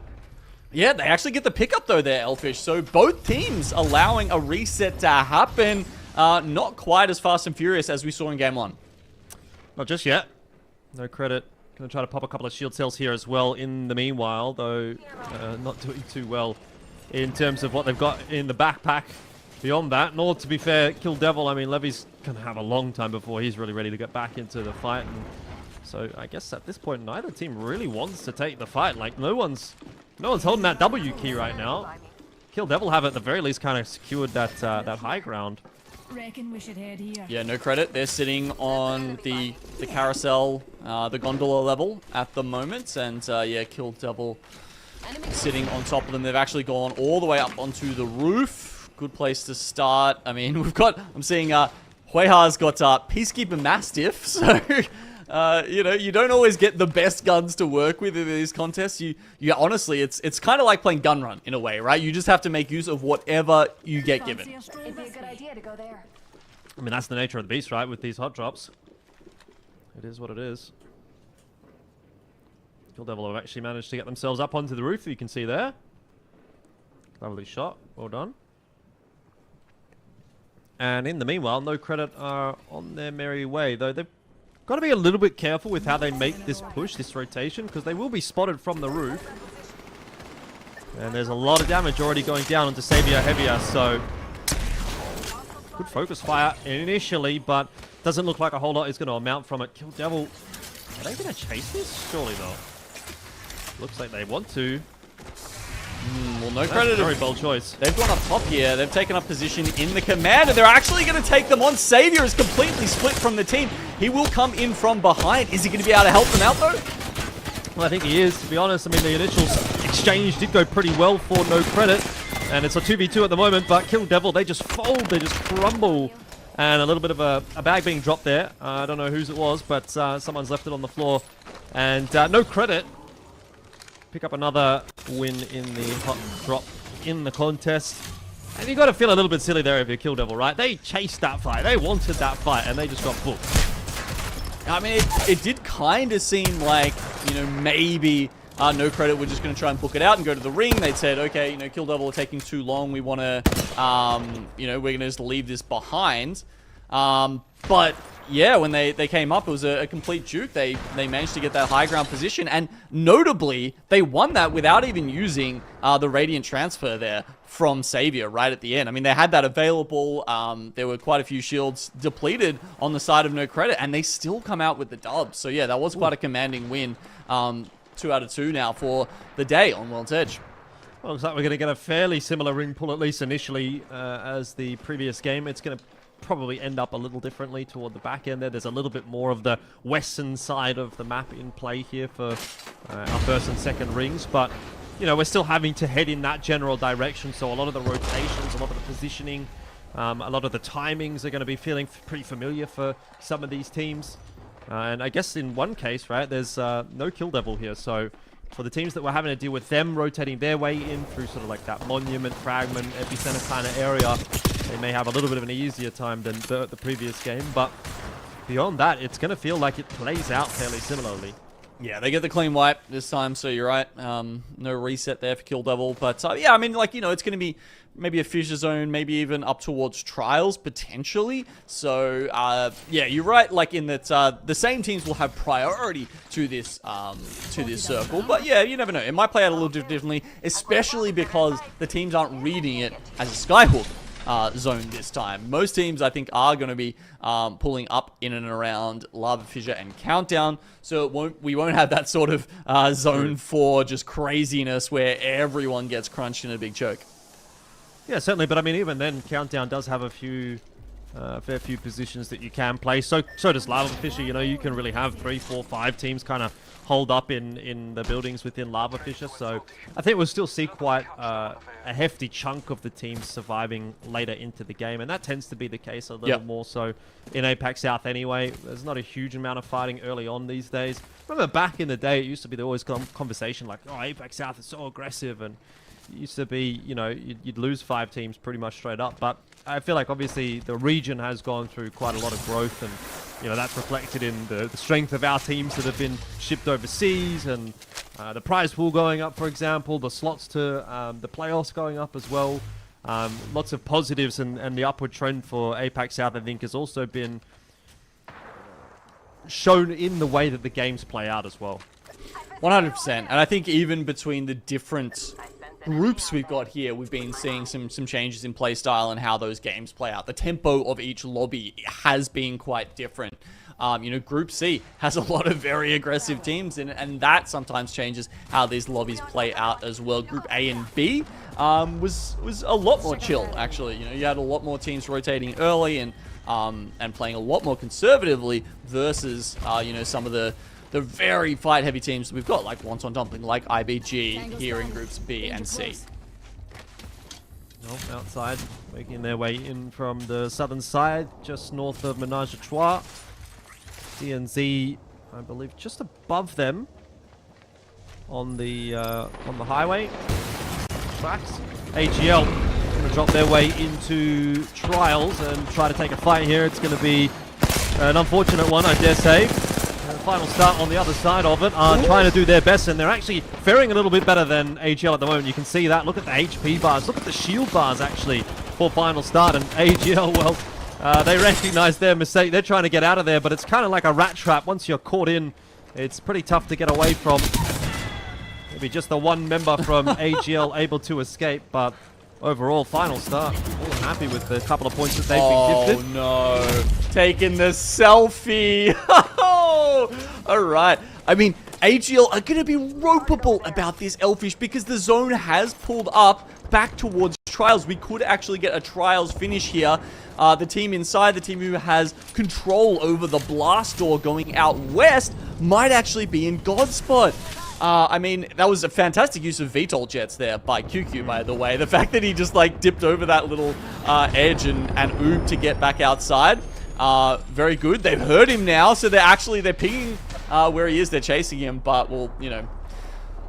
Ooh, they're doing some decent damage to him as well, but I don't know that they're going to fully chase him out of bounds. And actually, has decided to use the Scarlet Side to get out of there as well, if anyone's still interested in what AGL is up to. But I think we've got more pressing matters at hand. Full engage are indeed getting full engage, very true to their name, and that one didn't last very long at all. They've just gotten absolutely shafted by MDY. Yeah, MDY Black doing pretty well. They're full engaged. They started off as a duo in game 1, so, you know, they finally, they get their full trio back to game 2, and, oh, the momentum doesn't seem to be going any better here in as we progress throughout the series. Well, there's always Storm Point, you know. Maybe things aren't going your way on World's End. Damn, counting that for game 3 already. Ouch. Yep. Well, it is what it is, you know what I mean? Sometimes it do be like that, but plenty more teams to worry about. And actually, that position that MDY Black have been able to lock down isn't actually a bad one in terms of being able to rotate their way into zone, but they do have to be aware of those teams that are going to try to filter in behind them. KAKKOII going to use a balloon to make a very long rotation over the top of Countdown, and they're aiming for a position just outside of Lava Fissure. I can see their pings on the minimap, and it looks like they'll get there pretty comfortably. No one actually on the other side of this, no one in the receiving position, and they're going to get that info off of the Bloodhound scan for a brief moment. IPG, on the other hand, have a little bit to worry about. Yeah, the push is in, and the smokes are down. And it's really on to Dexter here to try to do some of the work there with Beast of the Hunt activated, but so far has been tagged down pretty substantially, so has to call the reset and slow things back on down. There's Arc Stars being tossed all over the place, and Wonton Dumpling just trying to keep them at arm's length right now.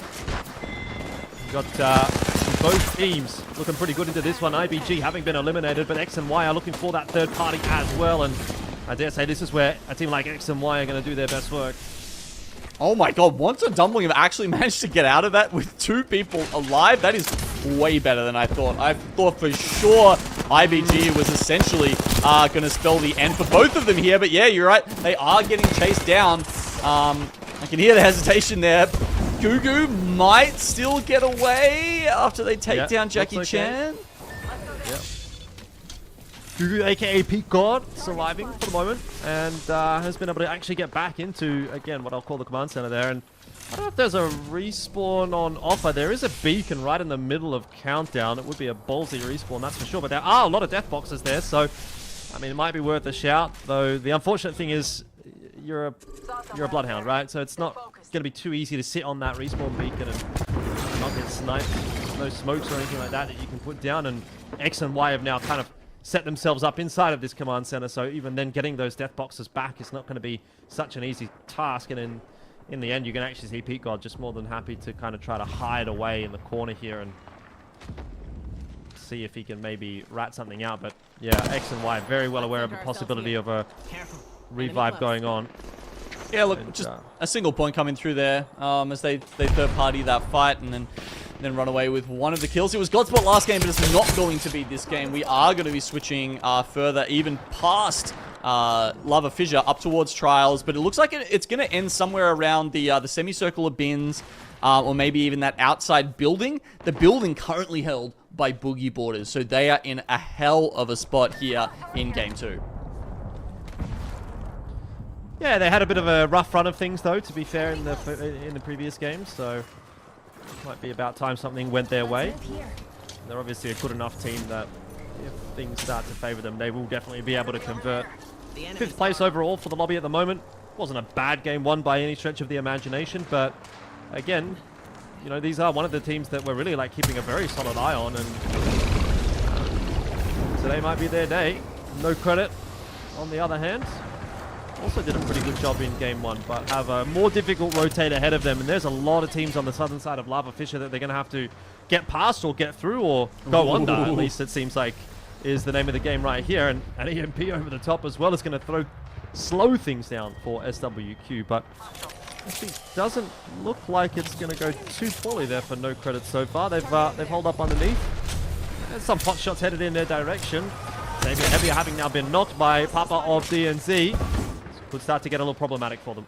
Yeah, SWQ and DNZ both holding the high grounds on either side, who can potentially look down the bottom there and deal with NoCredit. As you can see, they've already managed to grab Xavier. It's just survived by Mexus and Cheeky now, who will try and rat their way into the bottom, but it's, I don't know, it's going to be tough. That said, all the teams firing at SWQ and DNZ from further up in the buildings, from inside the ring, are going to make it harder for all 4 of those teams who are coming in from the south. I mean, in the worst case, NoCredit do have a horizon to play with here, so they can sort of scale back up to that high ground a little easier than you'd otherwise think, and they might be even going for respawn as we speak. That's going to be something to kind of keep an eye on. Having a look at the next couple of ring pools, and as you mentioned earlier, Boogie Borders looking pretty damn solid out on that western flank of the map. Heroes not in a bad spot either, but they're going to get crunched between a bunch of teams trying to rotate in. Look, they are, but they've got Wonton, right? And that is the #1 character you want in that situation. Well, we'll jump back over to our fight here. It's DreamFire, I believe, on the other side of this is NoCredit, who did jump up onto that high ground, and DreamFire making relatively short work of that. It's just Xavier Heavier who is going to be alive at this point in time. WMFireBird might be in the mix there as well. And it is a bit of a mess here. Xavier Heavier trying to survive as best as possible, but it's just going to be a little bit too much to ask. WMFireBird was actually the one that was going up against NoCredit there. But they've got to be aware of DreamFire, who are pretty close by here as well. X and Y now up on the high ground. They're going to be looking for a little bit of work as well. And to talk about a corner run or a trench run for DNZ, that's just not one that you're going to be able to make work, unfortunately. And again, X and Y, another team that we highlighted in the pre-show as being maybe a team that's sort of flying under the radar a little bit just because they've only played the 3 lobbies thus far, putting in the hard yards again. Yeah, it was a brave push. Oh, even hits a nice Kraber shot there. JR is popping off this game, but unfortunately, there were just too many teams around them, and wow, Wonton Dumpling will take that out as a duo. Not only that, picking up the Kraber, but now they're in pretty much the same position there. They've been having the same issues that X and Y were having. It's so hard to push into Lava Fisher from this angle. Yeah, there's just tons of teams still down there. We've seen, what, 3 or 4 die, and I count 1, 2, 3, 4, 5, 6 teams still down on the southern side of Lava Fisher. So out of the 11 remaining, half of those are literally just holed up. Well, I guess it's the northern side of Lava Fisher now, but it's the southern side of the ring. Heroes are looking pretty well set up there with all the Wonton fences all over the place. And we'll go back over to MDY-WHITE here and see how they're going to go. It's just the 1 member left, and that's all good because NXF have now been finished off. KAKKOII on the other side of that, though, are going to go hunting for a couple of third parties themselves. Yeah, it looked like they were just holding out the back angle here so they can rotate freely into the top of the circle.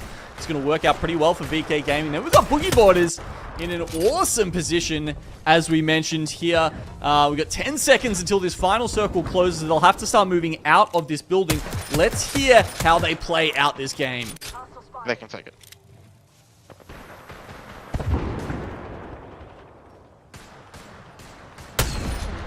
No smoke for 8. I can't smoke you across. Knock out. Yeah. I'm moving over a bit. One died, he died. Nice, man. Crack the right, crack right, 1 shot right! I'm moving over a bit of fussy now, I'm playing here. Lie down, team on our left. Yeah. Careful. In the corner, right here. 40, 130. I'm nading it. He's like, it's a solo bang. Yeah. I'm making sure we're not getting wrapped right, okay? I'm on the right here. You can see one guy here. 42. Can I play up here? Is anyone left? Is anyone left? There is a team left. There is. I can see him. Yeah, I know. Full team here, on that corner. Left corner, might into us. I don't know. Shoot the bang, shoot this fucking bang. 30 flash. Miss. Right. He's running behind them. Yeah, here. Still in this corner. I'm gonna play. Go to fucking Raki Pan. Let me do this. Got a Go kill. to Raki. Yeah, nice, good kill. All dead. Still in this corner. Top 3 guys, top 3. Yes. Yeah, Left and right. Left and right. Did So they kill full team the solo? right, full team Right. left. Yes. They're gonna int each other, right? Ooh. We can wall off in the middle of the tracks and we get Yes. He's out of blood ult, he shouldn't get it back. Is it a solo or a full team out there? No, that is a full team on the left.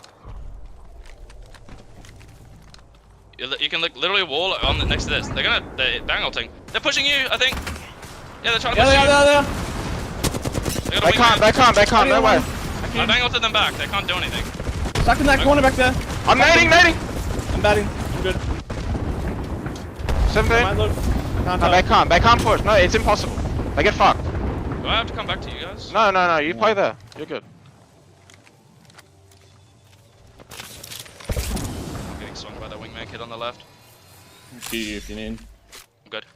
I just don't want him crossing. I got a nasty angle if they try to. If they try and hard send, I'm just gonna wall like this side of the rock just out to the car. Yeah. That's what I'm gonna do. Wall to the car? Can't you just like wall no, I'm saying if they try and send us. Oh, Rad's looking at me. Yeah, they're looking. They moved up on the left. You need a smoke left on the tracks, Fussy, so I can wall. We're good. I have GG. In the corner. I'm getting fucked. I'm gonna die maybe. Good wall. Nice. I'm healing. Right's looking. Yeah, they can swing the right wall. Right side. Yeah. 48. I'm meditating and batting. I think we play. Do we play up right? Yes. I think we One go close. Chill. I'm betting. Swing. I might swing left here. Yeah, we can play back. They should have to fight each Come other. back left pen. I'm getting farm. Kill me. I don't have it. Fuck. So yeah, we can use his knockdown. Res in front. Res? Wall's gone. No res. Just play the knock. Play on me. I've just been splitting us down.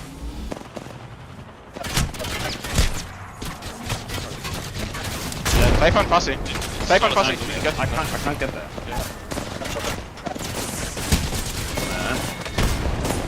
Oh, playing just a little bit too aggressively there. Panna doesn't get in the Radiant transfer in time, and that means that VK Gaming really just going to play it out, and they'll take the dub away from Heroes, who were very safely behind those Wonton walls for quite some time. It felt like BoogieBoard honestly had a great position there, but just over-aggressed a little bit, Elfish.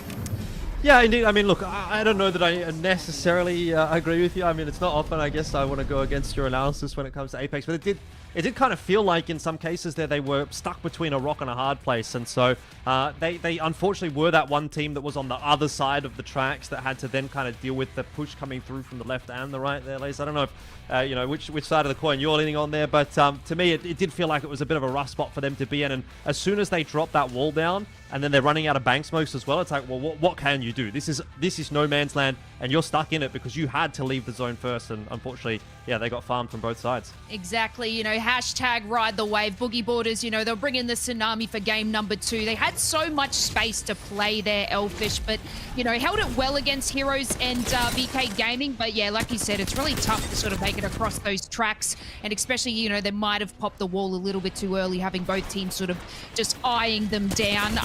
You know, VK Gaming there just absolutely playing safe and coming out incredibly well.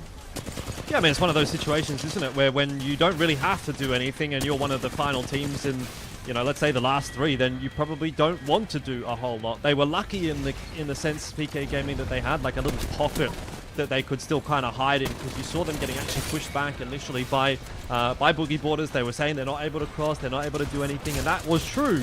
But what they were able to do was kind of duck their heads down. They were very safe from Heroes, and the only team that they really could take shots actually from was BoogieBoarders, who, as we mentioned, kind of had... they were a little bit preoccupied, you know. They had to worry about Heroes, they had to worry about VK Gaming, and so once those initial shots went through onto VK Gaming, they had to sort of pull back and make sure they didn't overcommit to, you know, focusing on that side too much. And I mean, we can take a look back at it here in the replay. It's already sort of gone beyond the point, but just quickly in that overhead POV, you could see how much more terrain there was actually to play around for Heroes and for VK Gaming in their side of the tracks in comparison, unfortunately, to BoogieBoarders, who had to sort of push out onto the tracks, and they really had like basically nothing to hide behind. So unfortunate for BoogieBoarders, but good game from VK Gaming and from Heroes as well. Yeah, exactly right. You know, Heroes, you might know them. They were called KAKKOII, so you know they've been picked up, and you can definitely see why. Just placing there with 5 kills, second place, not bad. You know, not too far behind VK Gaming, just taking out first with you know, only 1 extra kill point in front of them.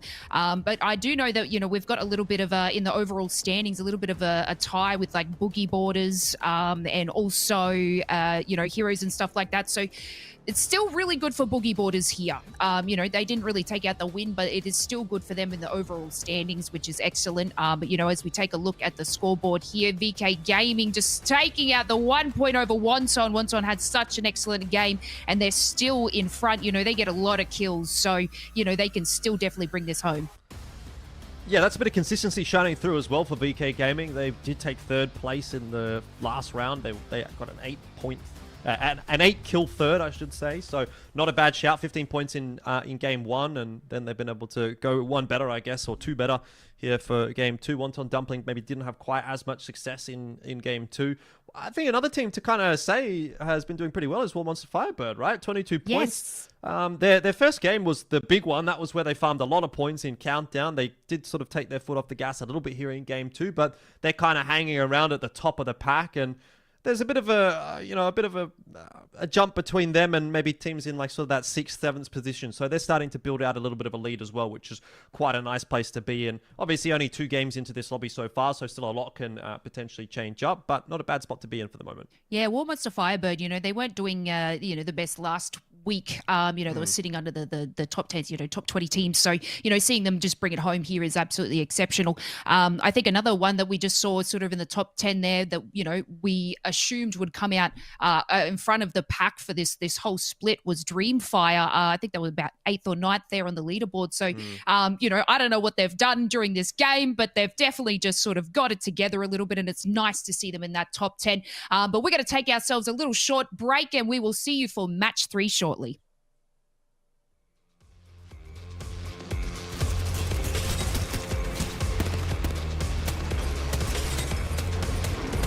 Locked and loaded.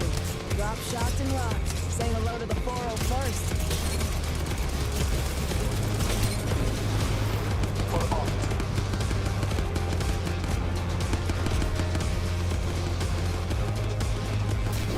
Get ready for a world of hurt. Kill confirmed.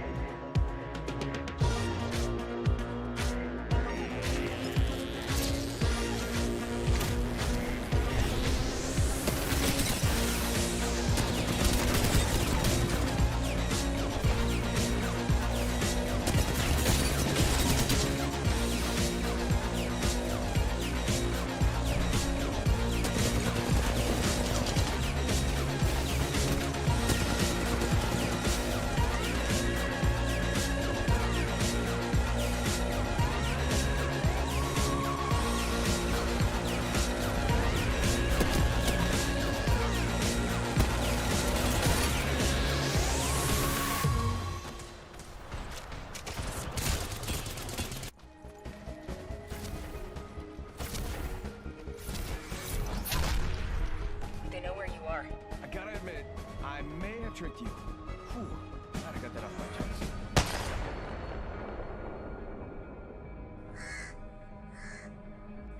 Tell Death I said hello.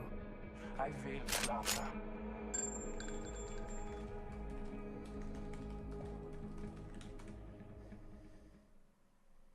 Welcome back, everyone. We are the Long Shot Production, and it's very exciting for us to be able to showcase the talent in the APAC-South region, and especially being on the Play Apex channel. You know, we've produced the likes of Dark Zero and Moist Esports, so I hope the viewers at home have their sights set on the next and upcoming team from our region. Elfish, VK Gaming have just kind of shuffled themselves 1 point in front of our heavy hitters, Wonton, Dumpling. Yeah, look, I mean, it is only 2 games deep, so I guess there's still some conversations to be had about how things are going to continue to play out, but it is a big week for all of these teams, right? There's going to be a big shake-up as we do head into the next week of competition, which will be in actually a couple of weeks' time. So I suppose for a lot of teams, especially those ones that have been performing well so far, they're wanting to lock down as many points as they possibly can right now before just, you know, the fox is thrown in amongst the henhouse and we have no idea what's going to go on. Exactly right. You know, we're just about to hit about halfway, and if we take a look at the scoreboard, teams are very close in points. So like you said, it just could be anybody's game at this point. There's still a lot of room for anybody to rise to the top of the leaderboard and take it out. We're still hitting on World's Edge, so we might see a couple of compositions change, or might see anything sort of, you know, shuffle a little bit. But, you know, what I love about our region, Elfish, is the cheekiness. You know, we saw there at, I think it was a little bit of a selfie and a finisher. You know, there's nothing short of entertainment in our region. Yeah, indeed. Look, I mean, I tell you what, I think a lot of people now are starting to come around to APAC-South. I remember when I first started casting Apex Legends, which is now like 2 or 3 years ago, actually. Time does fly pretty quickly. You know, people didn't really there was not a lot of respect actually really given to APAC-South. People sort of underrated the region. And then, you know, obviously Reignite went over and they were able to win their first international tournament. People said, okay, well, it's a 1-team region. And, you know, then obviously we've very recently seen Moist moving over to North America. And apparently they've won one of their lobbies today, I think it was. I think it was a decimation, actually. I had a look and I was like, did they win or did they absolutely obliterate everybody? Either way, whichever way you want to paint it. I mean, you know, it's like, oh, well, it's a 1-team region, and then, you know, then they go over and they do that, and it's like, okay, well, it's a 2-team region. It's like, well, come on, someone surely is going to have to start to respect our region. And look, to be fair, I think APAC-South always tends to have some pretty good placements when they play internationally. Like a lot of our teams do make it into that final team lobby, like that final lobby of 16 at any one of those international events, whether it be the playoffs, finals, or the championship at the end. And then, you know, like as you say, we have a little bit of fun. We have some pretty cool moments. We've got some very mechanically talented players as well. So it's always a good little mix of skill, talent, and you know, individual personality as well, as always something I think that APAC-South brings quite nicely. Yeah, we are one of the regions that has, I think, some of the most M&K gamers still. So, you know, a lot of people, you know, still, you know, have controller players on their team. And, you know, it's not always about the input, but, you know, us at home are always like, oh, controller M&K, you know, it's always that sort of versing each other. But yeah, we've actually still got quite a few M&K players still left, quite a few teams that are actually all M&K. And, you know, we have a lot of teams that also, you know, we were talking about it before, where they sort of have more of an inting mentality. I haven't seen it so much in the last couple of matches, but, you know, I feel like we've reined it in a little bit. But yeah, we're sending, 8 teams over. A lot of our teams also have LAN experience. Yep, definitely. I mean, that's obviously a big talking point as well, especially now as we start to get deeper and deeper into the history of Apex Legends as an esport. It really feels like there are some big storylines there to sort of focus on. But we take a look back at this lobby so far, and we can see who's got the most rat time. This QQ from AGL has, you know, fairly significant number, 4 minutes over the rest of the lobby, right? Almost four times as much as what we're getting from the next closest. So it's sometimes like that, isn't it? How do you feel about ratting? You know, everyone's like, ratting is not that great, but, you know, it's a tactic, right? I think it's a skill. I actually think it's a very underrated skill. Maybe not underrated, but it's not given as much credit as it deserves, you know. And if you can successfully rat yourself an extra point or 2 points, or, you know, however many points you're able to get off, I think it's definitely easier said than done, right? Like you look at that on paper and you say, oh well, they don't have to do anything, they just have to hide. And it's like, yeah, that may be true, but like it's certainly easier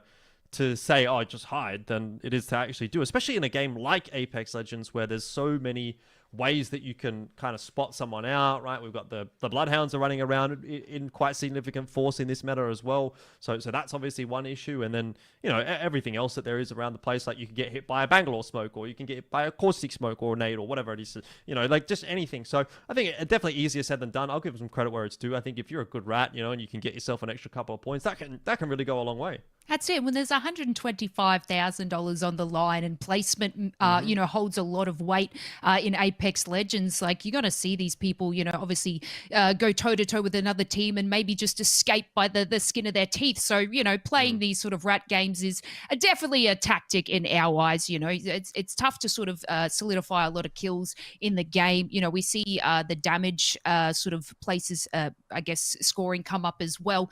And, you know, that's just generally when you have a full-fledged team going against another one. But yeah, you'll see a lot of players just play a little bit smart, a little bit slower, and that's why we see those great little ratting skills.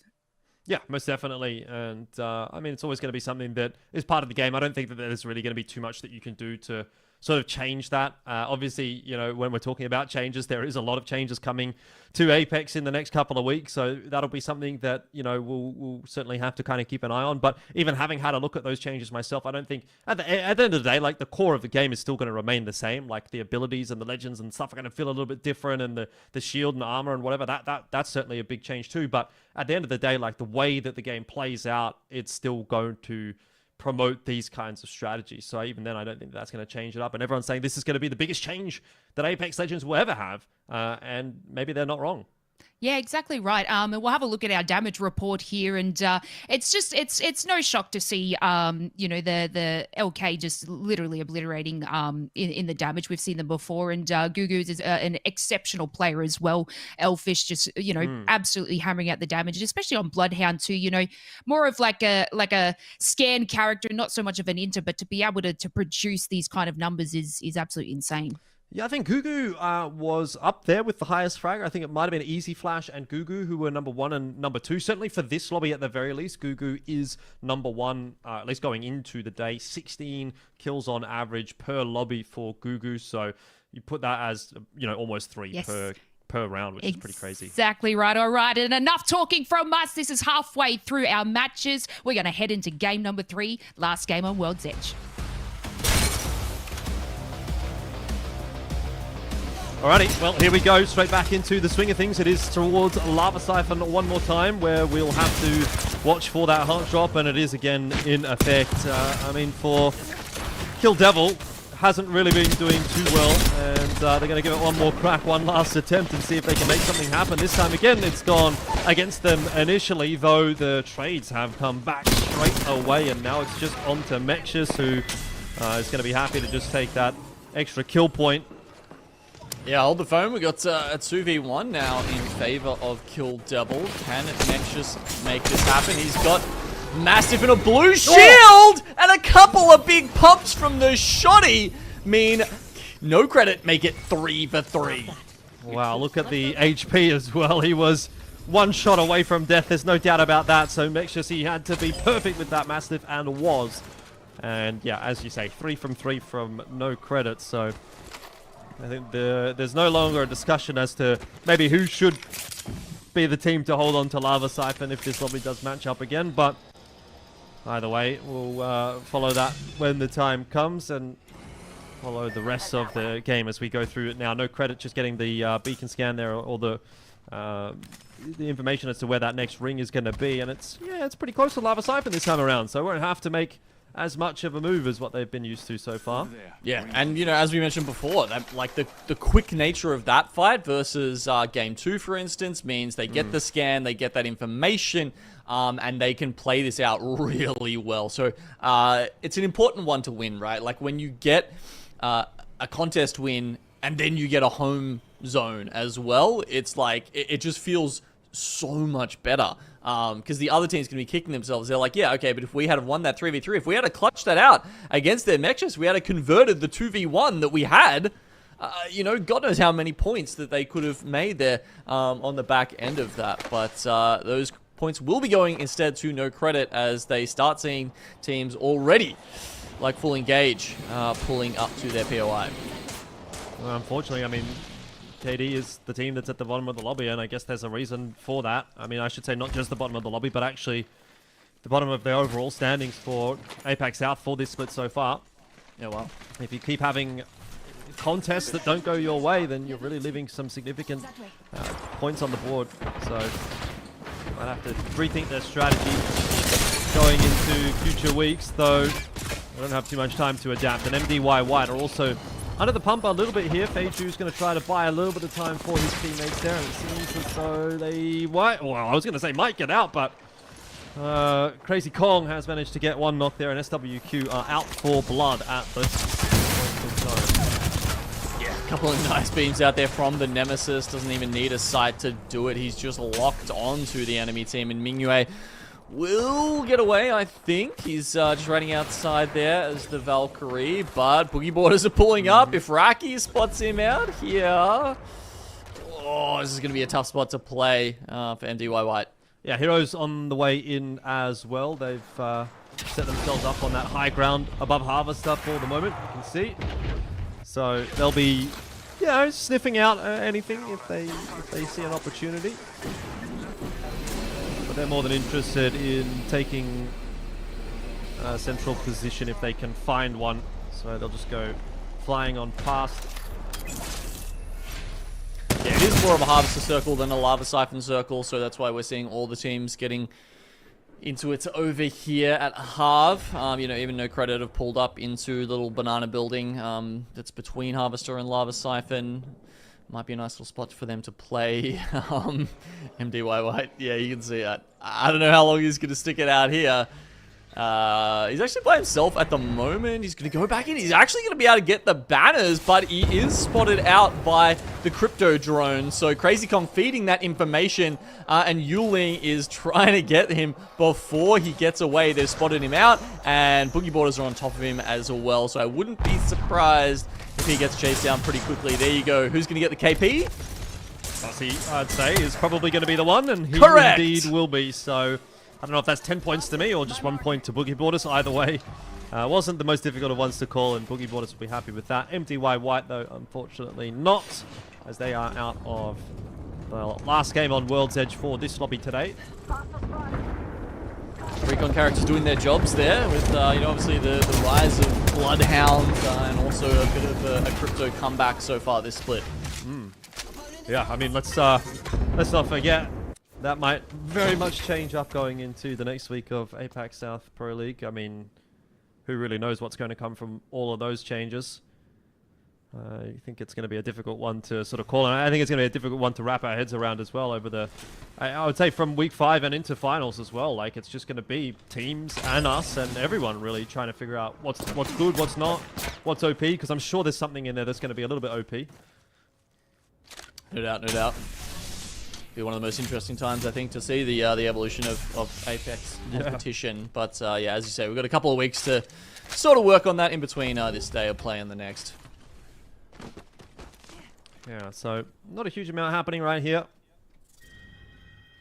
Most of the rotations seem to have happened or are yet to happen, but no one's kind of on the move at the moment, right? So you're not really seeing teams running into each other.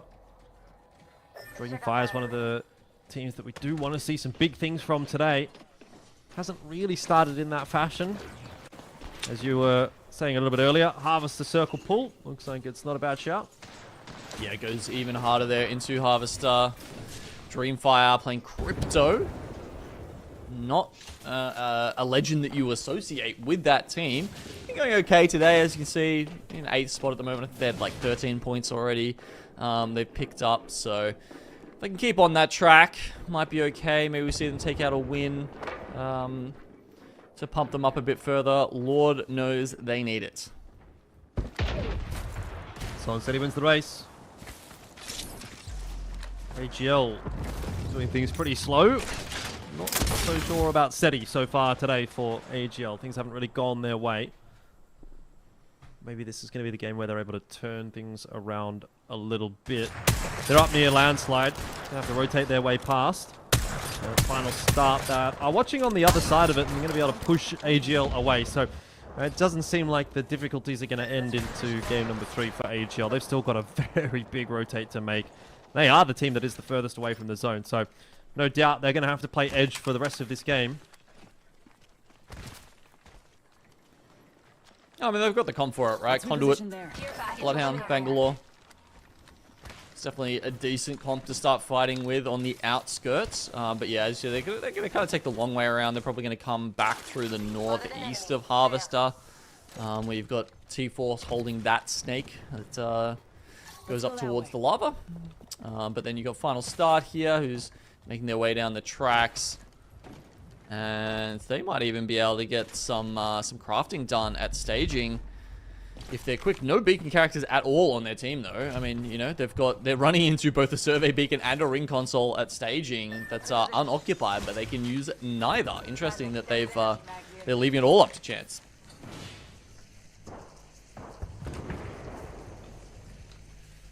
Patience from Heroes. They were one of the first teams actually to rotate in toward Harvester. Which surprised me a little bit, because they definitely weren't the first team to get there, but they were one of the first teams to kind of say, yep, we're going to actually lock ourselves down inside of Harvester in one of the more central positions. Not a huge surprise necessarily, given that they are going to be more than happy with that position, having seen the ring pull, and they do have a Wonton to play with as well. X and Y are now trying to make their way in at Lava Siphon. It is MXF on the other side of this minor exchange. I wouldn't even go so far as to call it a skirmish just yet. Feels like both teams really just probing at one another, and in the end X and Y are going to be pushed away.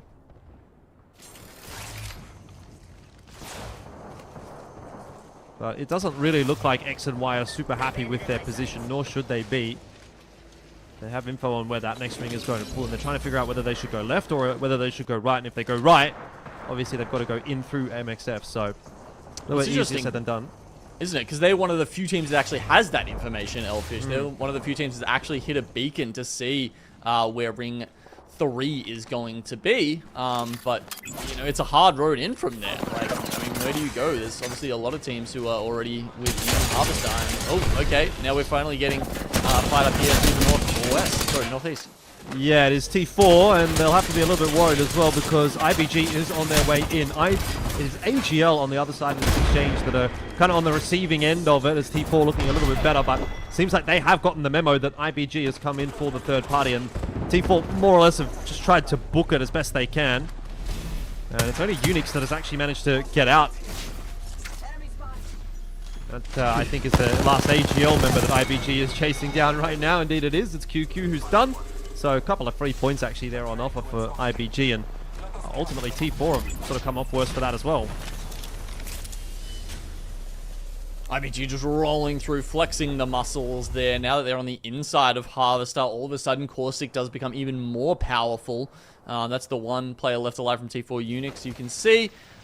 Wow, this circle, this is fascinating. It has gone like directly on top. Circle, like Zone 4 is directly on top of Harvester. There is going to be... What does that mean? Does that mean it has to shift to like the lava outside on the southwest? I mean, there's not a lot of sort of valid endings in this zone. This is actually going to be a very interesting... If anyone gets this this information, if they actually... I mean, there's a ring console in Harvester. If anyone can find this, they might actually be able to predict this with a high level of accuracy. Well, again, X and Y is one of those teams that has got that info, so I'm quite interested to see what their rotate is going to look like, considering, you know, especially they don't have anything like the Valk or the Wraith or, you know, one of those mobility tools necessarily. You do have the Cat, you can use the wall, but easier said than done when it comes to that rotation. And there's the information for you guys as well. That is pretty nutty. Not really sure what to make of that one, to be honest. I mean, I don't even know. I was going to say you may be better off playing Edge, but I don't know if that's actually true. Yeah, look, maybe that position like VKGaming have got over there, and the cut that goes through from, you know, Harvester to Lava Siphon might be a good spot. Because, gosh, people moving through the middle of that are going to have a rough time. Yeah. Unless you're already set up and you're maybe a Wonton team, then I could see this being all right. So Heroes are probably doing pretty well for themselves. X and Y sort of been touching on them a couple of times. They're still continuing to play from the edge. Just hold up underneath the bridge right here. Trying to do as much damage as they possibly can. Keep their opponent's heads down. And JR, I've been watching his POV for a little while, has actually been doing quite a bit of damage. So, good shot from him, but Heroes, I mean, I thought they were in a good spot. Apparently they weren't. SWQ have just obliterated them and taken their position, so fair enough. It's, I mean, it goes like that sometimes. Maybe that's why SWQ pulled up, right? Because they knew it's a good spot and worth risking their lives to take that. It'll be good for the moment. That said, the circle has pulled northeast, so IBG actually in that spot for now. TNT trying to fight for their lives. Boland down to a one-shot, dancing around the alternator pylon. Won't be able to make it happen against X and Y, who, again, I think they're sort of resigned to their fate that they're not going to win this game, but they can work the edge. They might be able to do a fairly decent chunk of damage and potentially pick up some KP on the way. Imagine if you had been on 1 HP at the end of that fight and then just accidentally walked through a fence and re-knocked yourself. Couldn't be me. Not possible. I'm too elite. Can't relate. Boogie Boarders, how about them? What are they up to? Ooh. Right out on the western side of the map. It's not really the spot to be in. No, they've waited a long time to make this change, to make this next rotation. I mean, they've got MDY-WHITE above them. They've got Wonton Dumpling looking at them from below. I don't love their position right now. A last-minute catwalk comes out from Pana, which I think is actually going to save him. But for how long? They have to make it inside Harvester. The wing ahead of them is clear, as you can see. For now. I mean, DreamFire are up the top of it, but Dumpling are maybe they just play on the outside? I don't know. I mean, maybe. Wonton Dumpling have gotten actually on top of it, so Boogie Boarders have to be really, really quick about this. If they get peeked from above, they're going to be in a real spot of bother, and you can see the Bang ultis are just dropping all over the place. Boogie Boarders are really getting harassed on their way in. Fussy's been knocked. Hannah's desperately trying to heal up for the second or third time on this rotation. Arcstar's getting tossed at them as well. Not an easy place to be in for Boogie Boarders, and they haven't decided to go inside, which would be their saving grace, but I guess they just don't know that inside is safe.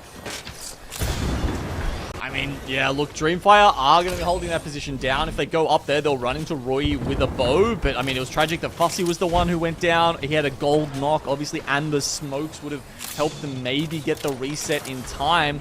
But instead, it's Wonton Dumpling playing this out well. Currently #1 in the lobby and looking to extend that lead. I reckon they're in with a pretty good chance of doing so as well.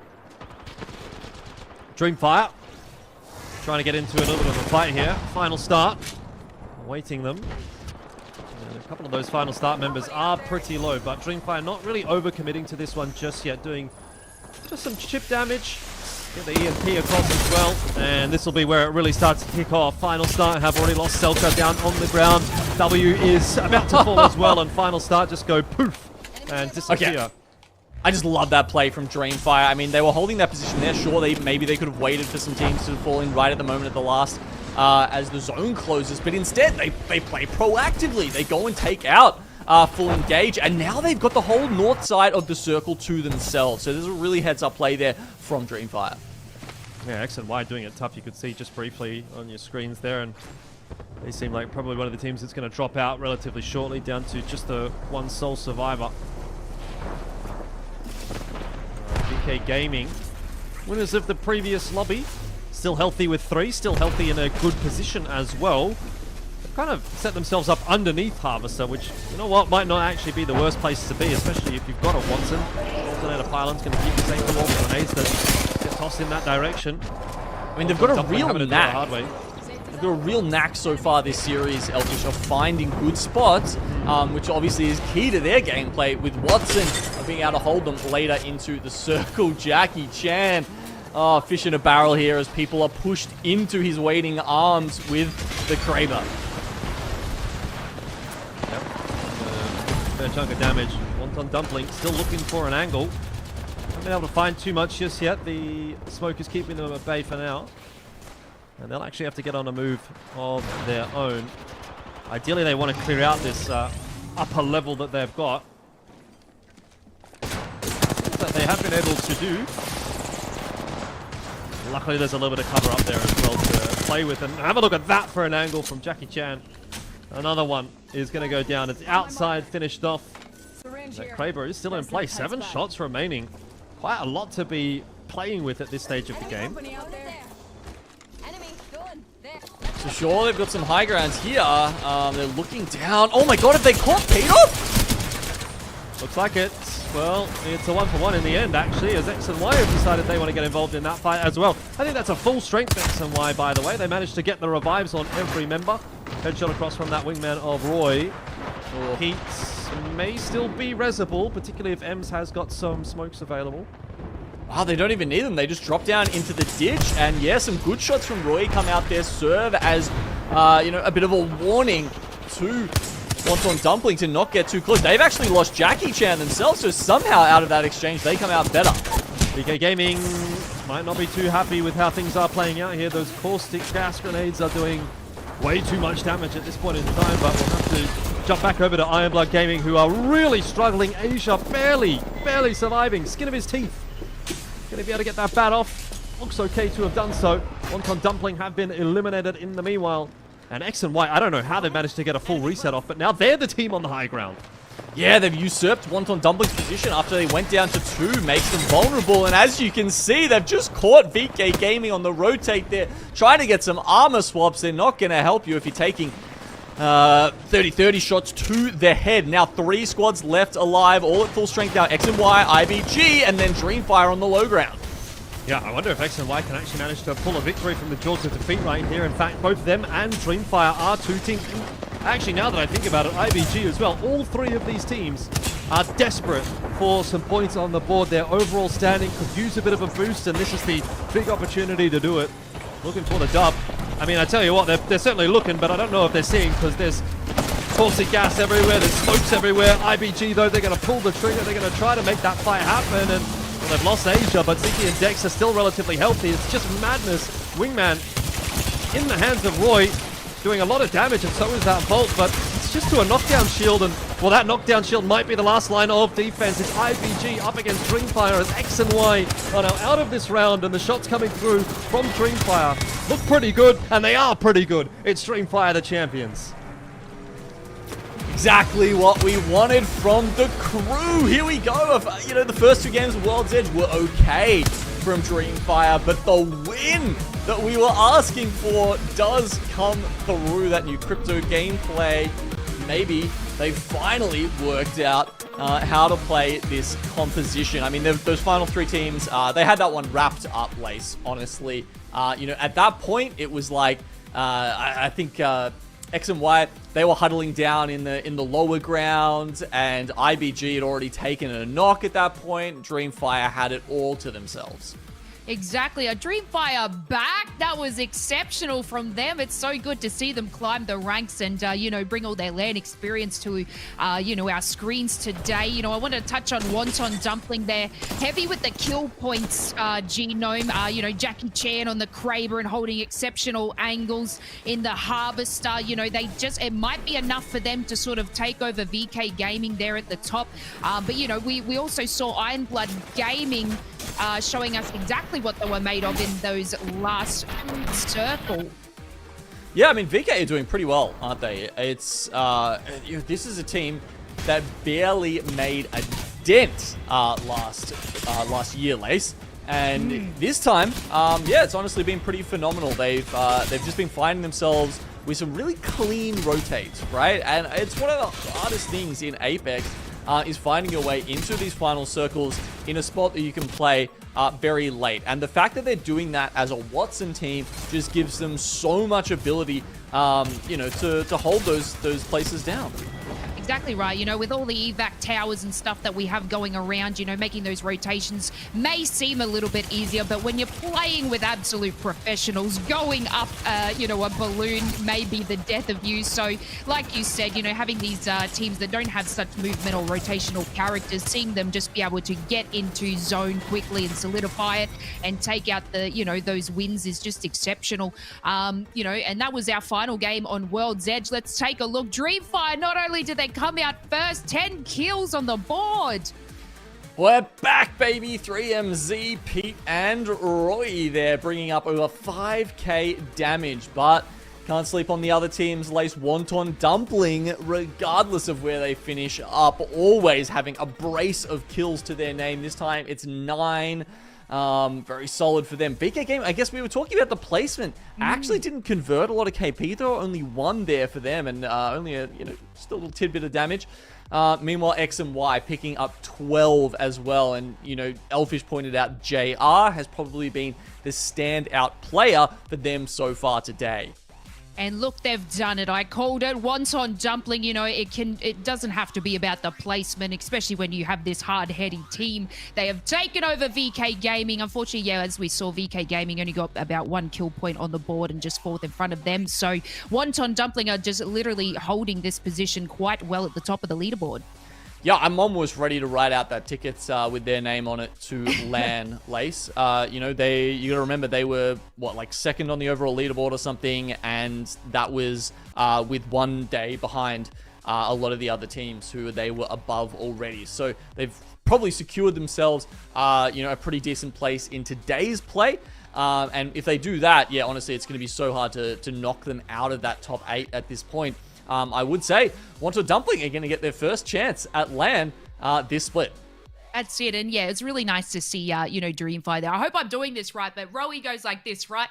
Yes. I think we've got the love. Yes, it's so nice to see them back. You know, like we said, they have so much LAN experience, and just to see them climb up that leaderboard, it just makes us really happy and excited to see. You know, they are an exceptional team, and they're finally showcasing that for us today. Well, everyone, that was our final game of World's Edge for B vs C. We're going to take a short break, and we'll see you back on Storm Point.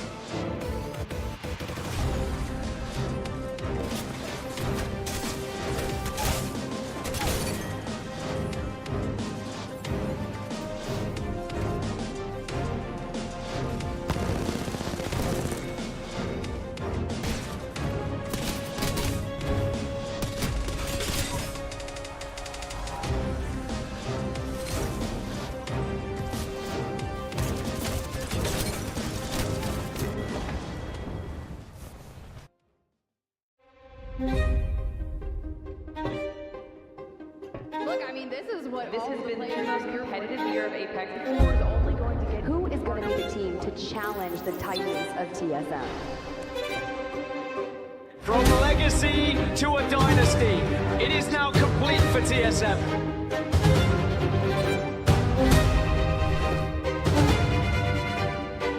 TSM up in the skies! How's look down from the heavens!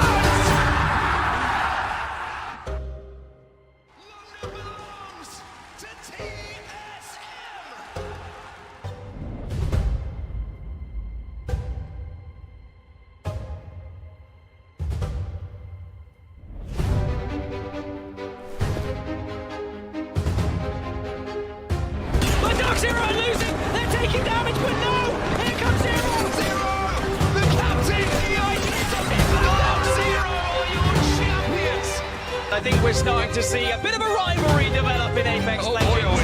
As these trophies just keep going back and forth. Dark Zero, TSM, it's always one of those two teams. Unbelievable final we've had here today. And eliminating TSM as the first team to go in the logic board. Optic Gaming might be about to break records. Dropped. Tries to move in and clean up the pieces. Optic will fall. TSM are your Game 6 champions. And TSM. This is going to be SAF versus TSM in the final fight. A chance for Legacy to become a dynasty with a hostile takeover. TSM are your champions. Do you fear me, pilot? I don't fear anything. Can you say the same?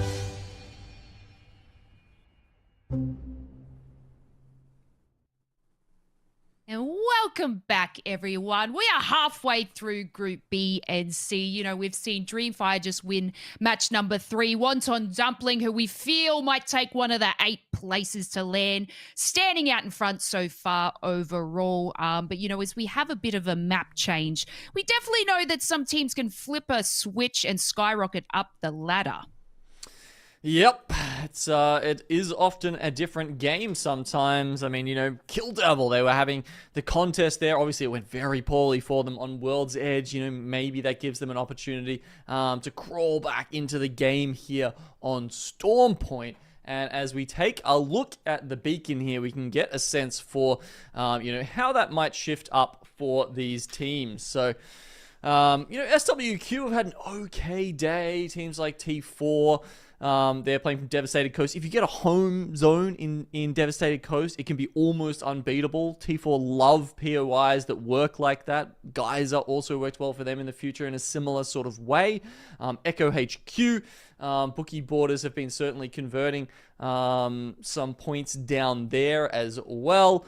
And, yeah, I mean, look, Wonton Dumpling playing from Pylon. Obviously, it's a POI where you, you know, you kind of get all the guns and armor and shields and whatnot that you need. And that's the kind of place where Wonton Dumpling can start that snowball early, Lace.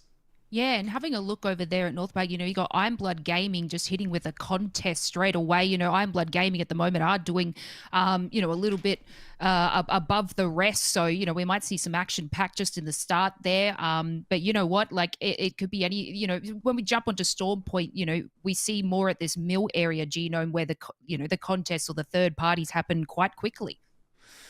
Yeah, I mean, it's I think it's certainly a place where you can rotate quickly from, right? I mean, you know, you can loot it in, you know, maybe just over a minute. Then you've got the Trident ready to go, and you know, depending on where that final circle is, you can get there very, very quickly. You know, as we experienced when we were playing some games together this week, Lace, the Trident, not always the safest rotation tool. Don't touch the car. Yeah, I think it's a good rule for some teams, but teams who play from mill generally have those kind of those rotations and those timings down. They know what's safe and what's not. Well, they're much better players than us, Genome. So, you know, you can sort of... That's putting it lightly. That's putting it lightly, you know. So they can kind of make that rotate and swing out from there, you know. But, you know, we don't see teams sort of go too heavy, too fast. But, yeah, it's going to be amazing stuff. Guys, we are on match number 4. This is our first Storm Point. Let's take it away and see the action.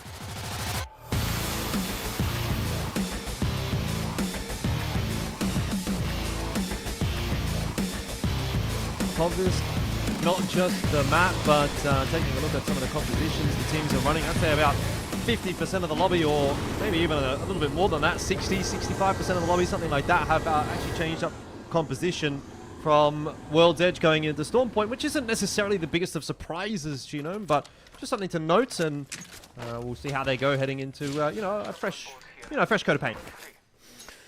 Yep, a couple of changes there. Even one very late change we had only, I think, half an hour before game started. MXF actually said, you know what, we're not going to contest. We're going to play this, we're going to try and play this a little bit smarter. They've gone for Bean.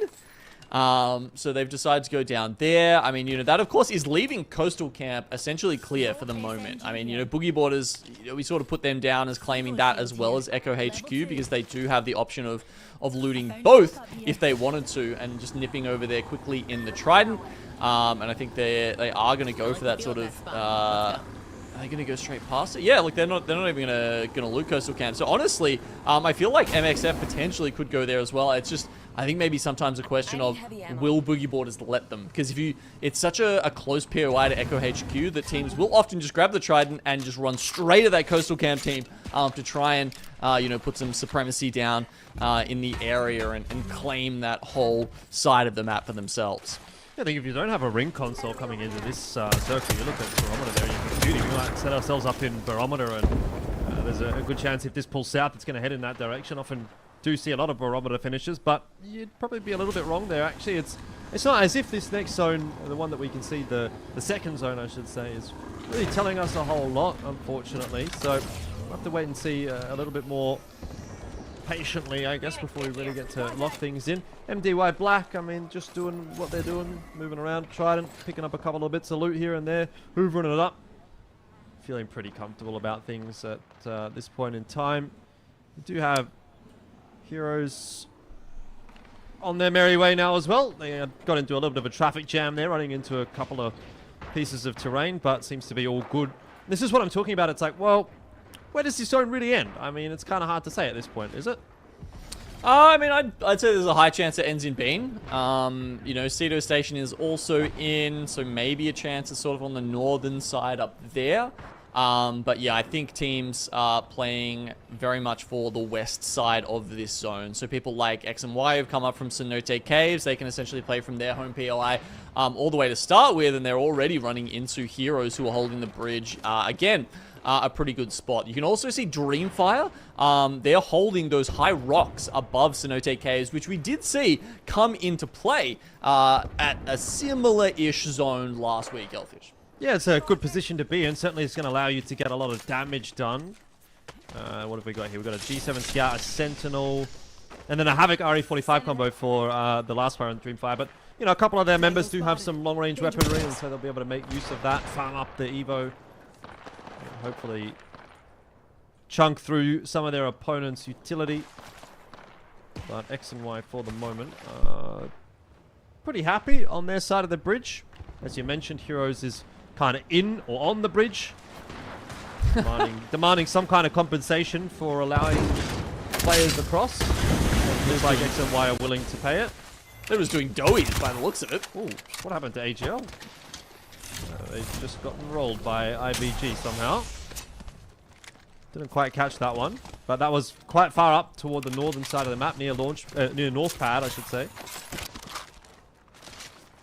Maybe just a bit of an unfortunate timing, run into one another, and AGL, I mean, they've been having a pretty tough day so far today, and it doesn't look like that's going to be turning around. I don't even know if they've gotten a point so far today. Did they get a point in the last round? I can't remember, but they certainly didn't in round 1 or 2, and here for round 3 as well, also nothing. So round 4, I should say. So yeah, at least 3 out of 4 of the rounds they've got 0 points, which is unfortunate.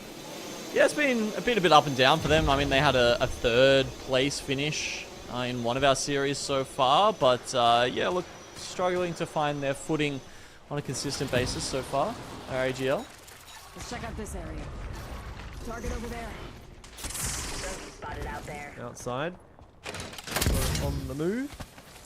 Seems like bridges are the place to be today. Everyone taking up residence. We've got Wonton Dumpling actually potentially looking for a fight on the outskirts. Lots of teams moving in and around Barometer, Bean, but some of the other teams who are playing on the outside, Wonton Dumpling, I think they're about to full send it at T4. We've got full engage over here near Barometer. They've got a good position. That cat's going to help them considering they've only got 2 members left alive. Okay, here's that fight I was talking about. T4 thought they had a nice little crafting sesh to themselves, but Wonton Dumpling are going to make that. We'll see if that's a good decision in the end. Yeah, already you got Kuzu doing so much damage. Brayden's not missing with the wingman. It's insane. And, well, that's about as quick as you're going to see a squad wipe there. T4 just getting deleted. Yeah, so they actually went down to, obviously, they're landing at Pylon. They went down to Coastal Camp, and, you know, we mentioned earlier, the Boogie board took the Trident straight past that. They left all that loot for someone else. So Wonton Dumpling, they go down, take that for themselves, and then also managed to pick up the 3 KP. So that's a pretty good start for this team, who honestly, you know, going from the south side, you know, might be able to find a few other isolated fights before they get into the tough spot of trying to find their way into the circle. MeiDuYaoBYD there for MDY-WHITE. Copping a fair chunk of damage, but they're up on the high ground there in Cedo Station. So, able to just play the patience game. It's VKG on the other side of this engagement, and VKG have been quietly putting together a pretty good day. So I dare say they don't want to get stuck in this engagement for too long. Unfortunately, they're not really the team that has the ability to really dictate how this fight actually plays out. They're kind of at the mercy of whether or not MDY-WHITE wants to fight it or not. And you know, even just seeing them up there, Elfish, I thought they were like one of the bellwether teams today, right? It's like if you see them in the zone, they picked a spot. It's like, oh, maybe that's where the circle is pulling. They haven't pulled it. They haven't called it correctly this time. I was like, oh, maybe it's going to be a fun shift up towards Sito because VK are there. But no, it is very much going back towards Bean. And yeah, like Heroes, XMY, DF, all those teams we highlighted that had priority into the circle, I think will have guessed this correctly and will be rewarded for that. A couple of those teams that were actually down toward the southern side, X and Y was definitely one of them that you mentioned, had actually got the ring console as well, so they kind of knew that they didn't really have to move too far.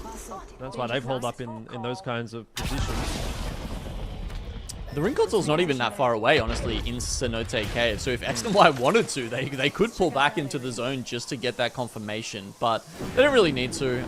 It's pulling back towards them anyway. You've got teams nearby like Kill Devil, so might make sense for them to not worry about that. As we see DNZ's rotation in. Oh, duo full engage.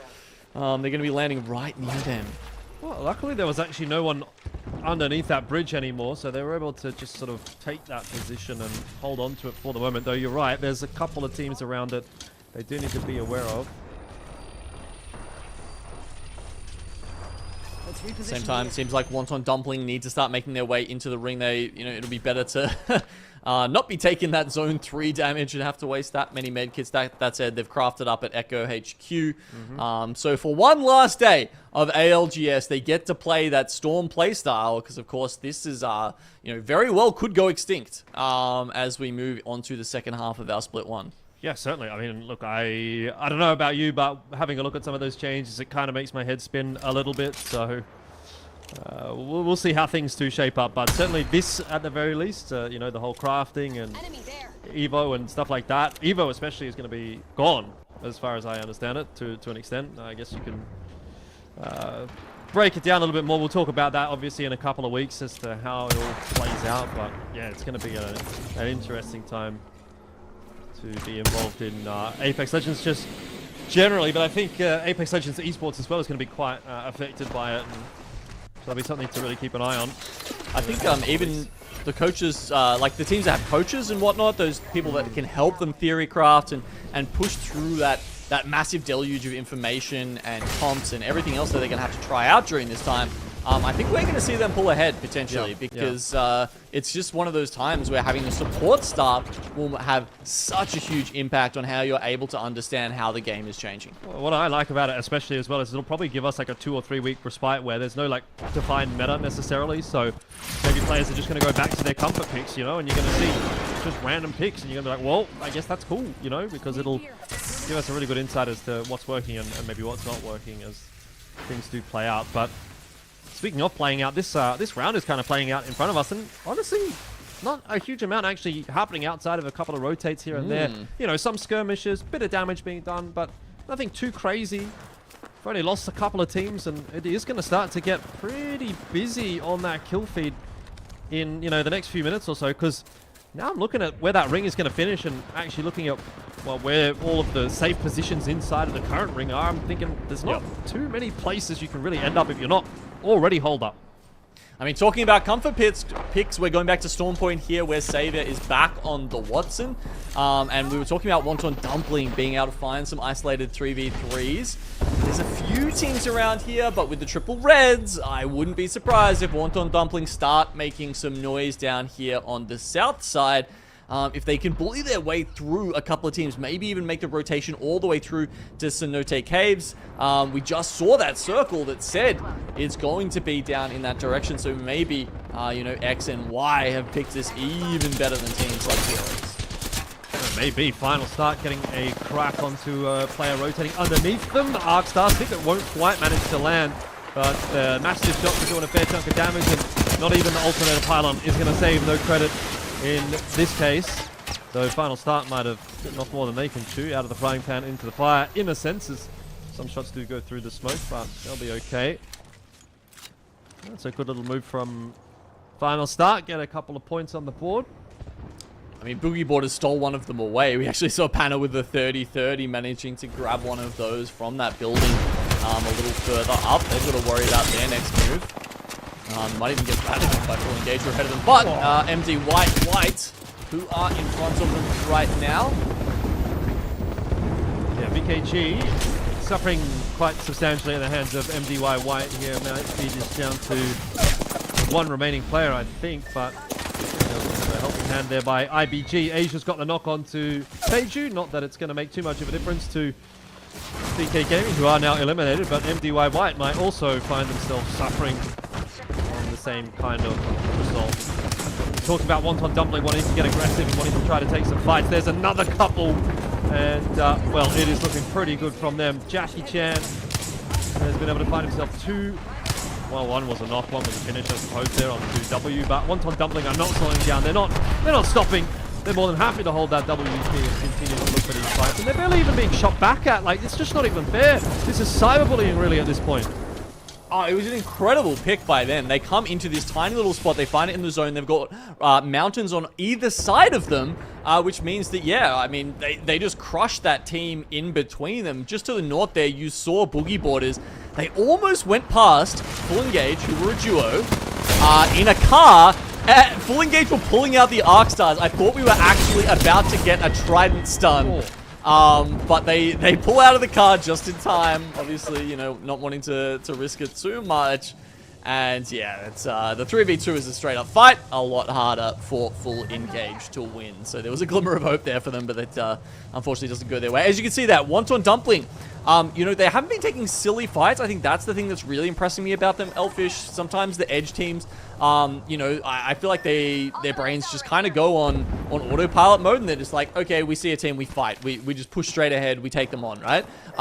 The way Wonton Dumpling have been choosing their fights this game has meant that it's been able to maximize those advantages they've given themselves from early on by having those triple reds, by having that extra loot that those teams that are running into do not have, and that means that they're just coming out on top time and time again. And yeah, look, I'm just not going to be surprised if we see them all the way towards the end game here in game number 4. Yeah, they're definitely looking very good, and the herd is starting to thin out. IBG going to land up on top of the high ground and try to take the fight to the team that's actually underneath them. This could actually end up being quite a good little move from them. High ground advantage is always nice. It's DreamFire. Roy's already been knocked down by that nade. IBG don't want to overcommit though, and so they'll go straight back up onto the high ground. Nice little nade there from IBG. Now we switch across to the other side, and this is Wonton Dumpling. They haven't been able to deal with Boogie Borders so effectively, but yeah, okay, now on the north side we got IBG here versus MDY-Black and DreamFire. It's a crazy scene up here on the north. The bang ults are so hard to dodge, and Heroes might be the one coming out on top. There we go, they clean up all of those teams. IBG gone, DreamFire gone as well. Now Wonton Dumpling also finished off. That is a little bit of a repeat of that kill feed that you guys saw last week, where it started to go pretty crazy. We're seeing similar scenes with many teams getting knocked out in a very short amount of time. Now it's really down to all of those teams kind of on the northern side. You can see there on the bottom of the screen continuing to fight. Heroes eliminated, SWQ gone as well. It's outside that are holding on to things. And guess who's doing absolutely nothing at this point in time? Little team called X and Y. As you said, they were calling the ring really well so far this game, and they are still just absolutely chilling while everything else is going on all around them. Boogie Borders out now. Kill Devil finally are getting some points on the board after not contesting for the first time. I mean, that was a massive kill by MeiDuYaoBYD, by the way. So, you know, we saw SWQ, they were holding down the armory for the longest time. Boogie Borders came in, won the fight, but then the rat, MeiDuYaoBYD from MDY-WHITE saw Pana was left on about 40 health and just chased him down, which not only means he gets the KP, but at this point in the game, obviously, you're securing your team quite a few placement points as well. So that's a big play from MeiDuYaoBYD, who is, of course, a rat now, left alive against 3 full teams, which is going to make it tough for him. But hey, he's maximized the points there, I believe, for MDY-WHITE. As you said, X and Y, they haven't got a kill point yet. So they've been playing this one pretty damn passively, which makes some sort of sense from their position, considering it's pulled all the way straight on top of the Insta caves there. But you really got to hope that they don't go out here in, you know, third or, and, you know, just die with a couple of placement points on, because you know, they really have had the position to dictate a lot of this lobby. I wouldn't think that they should be going down too early here because the ring is going to pull favorably for them. It's still going to be on top of them, whereas both of these other teams are going to actually have to move outside toward the north, and Kill Devil out toward the east. They're going to have to start to push their way in, start to leave their cover, and that's going to open the door up for X and Y to really do some damage. Already JR and XD doing a huge chunk, and look at the cover, or the lack of cover that is going to be here for Kill Devil as they try to make the cross. It's just one member standing at this point in time trying to keep their heads down, and X and Y are on the prowl. They're looking for an easy dub. Well, now they just go full attack mode. There's only one person alive for each team in X and Y. They've seen that. They've seen how many knocks happen in this final circle, and they're going to come in here for the final kill and crown themselves in this Cenote circle. X and Y take it out. Yeah, a little bit too easy for X and Y in the end there. They really didn't have to put in a whole lot of work. They ended up getting 5 kills, and those were, I think, just the last couple of teams that they had to finish off at the back end there. So overall, pretty damn solid stuff from X and Y. Called the ring correctly. Every other team seemed to be completely bamboozled, but what a messy game that was across the board. It really did feel like there was no shortage of teams kind of getting themselves into cooked situations and unable to really get themselves out of them. Yeah, we left game 3 with Wonton Dumpling out in front and VK Gaming, you know, about 6 points behind there, and the notorious team DreamFire sitting in third. But X and Y there, Elfish taking out the win. This could be what they need just to sort of solidify above DreamFire and get themselves into that top 3.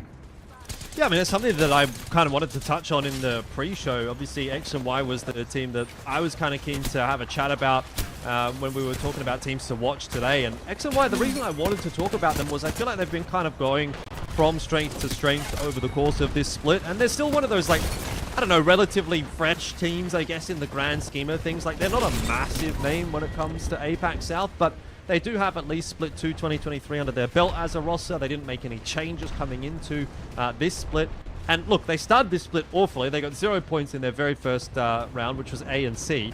But then they go into B and C. They picked up 21 points there. And then A and C again, they were able to win and get 25 points. And that was the last sort of lobby that they played. So they've kind of gone from strength to strength. And I think that we're sort of seeing them peak at the right time. We've got a bit of experience on this roster now. They seem to be putting in good performances, and I sort of wondered whether or not that was going to be, you know, a flash in the pan. Was it going to be 2 good lobbies in a row and then back to, you know, usual average performances? Because I think they ended up in something like, what was it, 16th maybe last time? Yeah, 16th last season in Split 2 2023. But, you know, based on what I'm seeing so far, it sort of feels like they have kind of improved actually in the off-season, and they might actually be one of those teams that really can contend toward the top end of things. And with that win on the board, it's not a huge win, but it will be enough to actually bump them up into at least striking distance for this lobby today, if they can continue to have another couple of good games. And then if they're able to do well in this lobby today, then they're certainly going to jump up into striking distance for the overall standings as well. So they're a bit of a dark horse in my mind. I don't back them necessarily to like top the leaderboard at the end of this split, but I definitely think they're a team to kind of keep an eye on that most people aren't really paying too much attention to.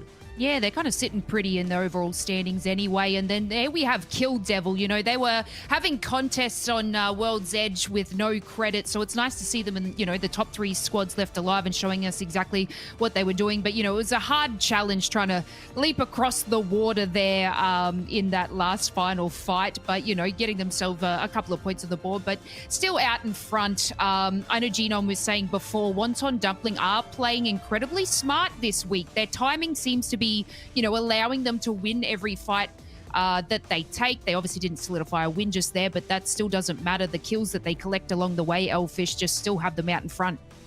Yeah, definitely. I mean, 34 kill points is quite a drastic number above the rest of the competition. 10 above X and Y, who's the next closest competitor. So they're getting more than 2.5 more kills per round compared to the next best team competing in that respect. So yeah, they're certainly sort of carving their path obviously through this lobby. And even when you're not having a great game, even when you're not necessarily you know, placing super high, Like, for example, second round, they placed 11th, but they were able to get 6 kills on the board, you know, keep that scoreboard ticking over, which is pretty important. And then you have that one big pop-off game, 13-kill win, something like that, and that's then enough to carry you through with the dub for the lobby overall. So, Wonton Dumpling, I don't think they have to change too much, just got to keep on keeping on.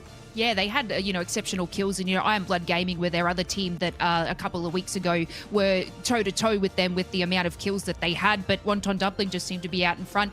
But you know what? That was our game number 4, our first game on Storm Point. We'll take a quick break, and we will see you shortly.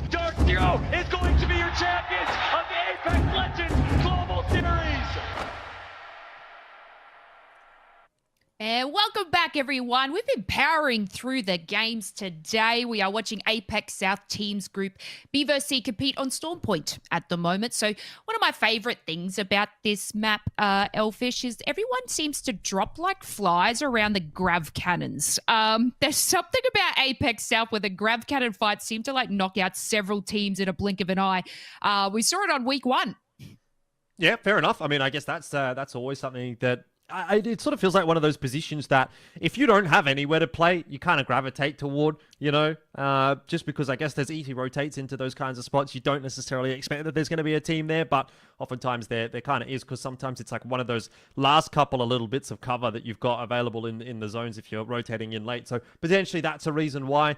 We were talking a bit about X and Y in that last game. They didn't have a great start to today, just like they didn't have a great start to this split overall, but as we've kind of seen things go on, they've gotten better and better. They had some decent kill points in game 2. Obviously, they got the 3rd with good kill points in game 3, and then they've now found the dub in game number 4. So interesting to see what they're going to be able to put together here for the last couple of games of the day. But I think for X and Y, you know, I hope that it kind of mirrors their split so far, because they have gone and gotten better as the split has gone on, and maybe today's looking like the same thing will happen again.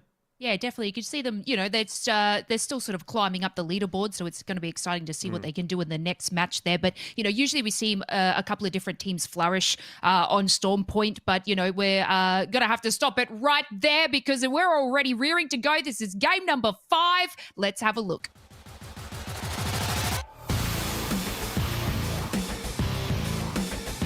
Yep, straight on into the swing of things. Let's have a look and see what we're going to be getting from our second game on Stormpoint. It'll be hopefully another good one. That last zone, bit of a cracker, bit of something different. You know, I didn't necessarily feel like I've actually seen too many end in that sort of a position. So a bit of a curveball for the teams and a bit of a curveball for us as well. But we'll take a look at IBG here. Straight on to the Trident. Happy to pick that one up on their way into the game, and looks like everyone's happy. No contests again on Stormpoint.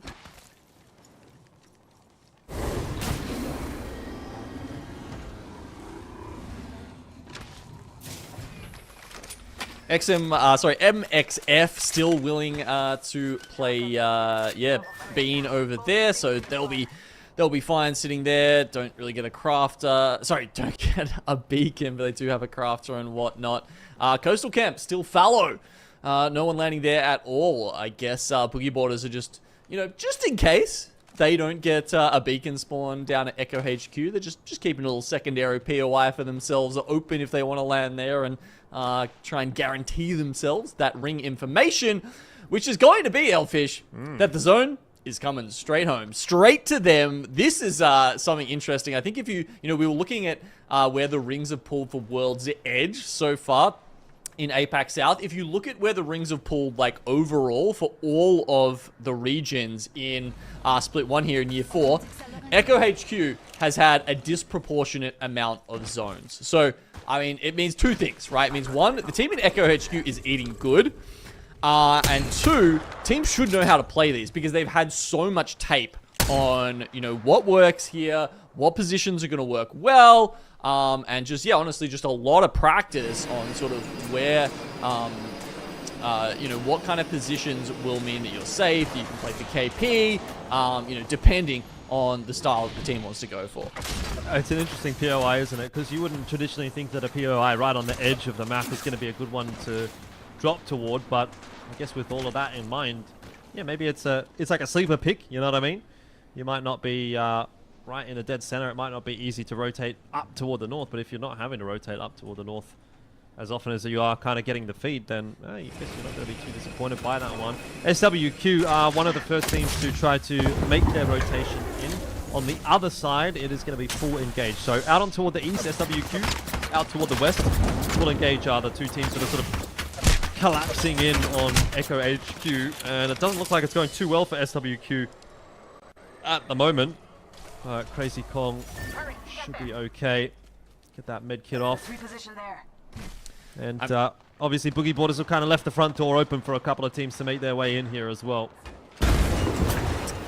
Hey, even so, teams rotating past, going past Devastated Coast are going to start finding There's a little bit of a traffic jam over here with MDY Black having to stop because they're running across T4 and then VKG. But T4, who is starting in Devastated Coast, they're just holding it down here for the moment because they do not have that ring information. You know, they've got the beacon scan available. Not sure if they've used that yet on in terms of Unix, the Bloodhound player, but yeah, the other teams like SWQ just pushing further and further into Echo HQ, understanding that this will be where the game is ending. If you get one of these circles, touches the edge, pulling down here, it's almost certainly going to keep heading down towards Echo.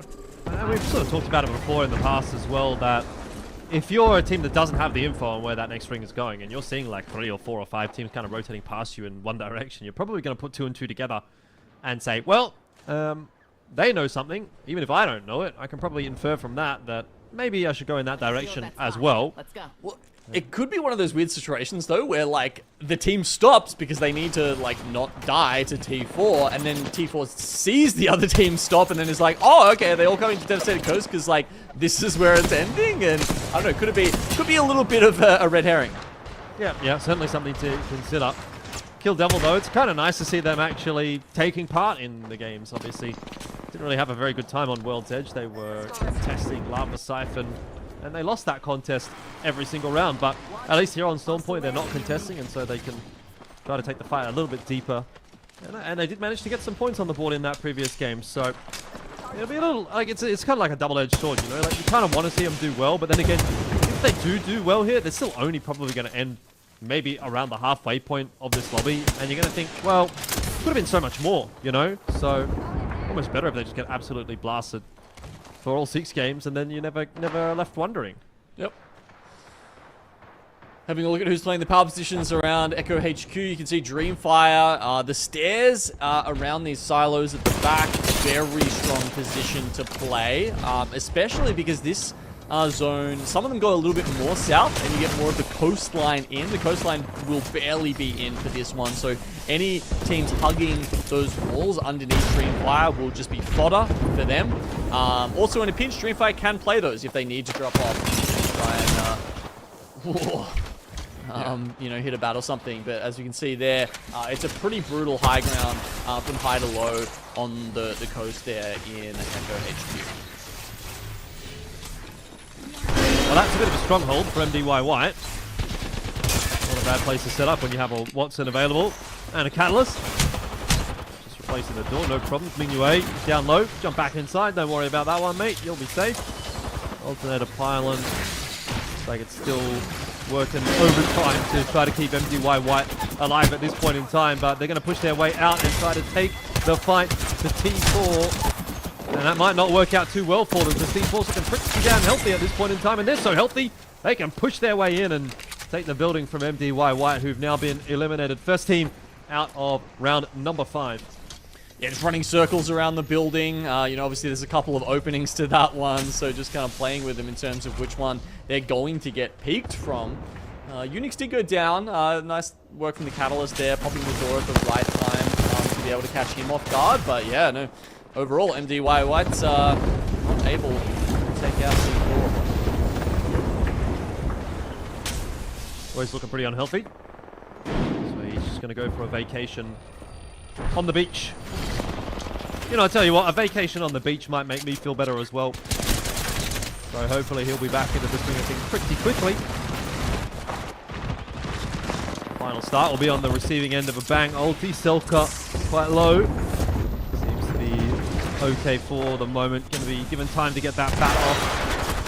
And now ARCs are straight through the door into the building straight away, going to require another bat. Selka really under the pump at the moment. The final start are pretty desperate to take control of this position, it seems like.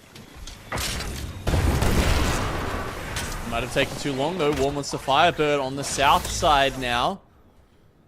And yeah, look, they're looking to just get in there as soon as they can. They got 2 blues and a white, so they probably don't want to be the ones to engage here to start this fight, but they'll be happy to finish it.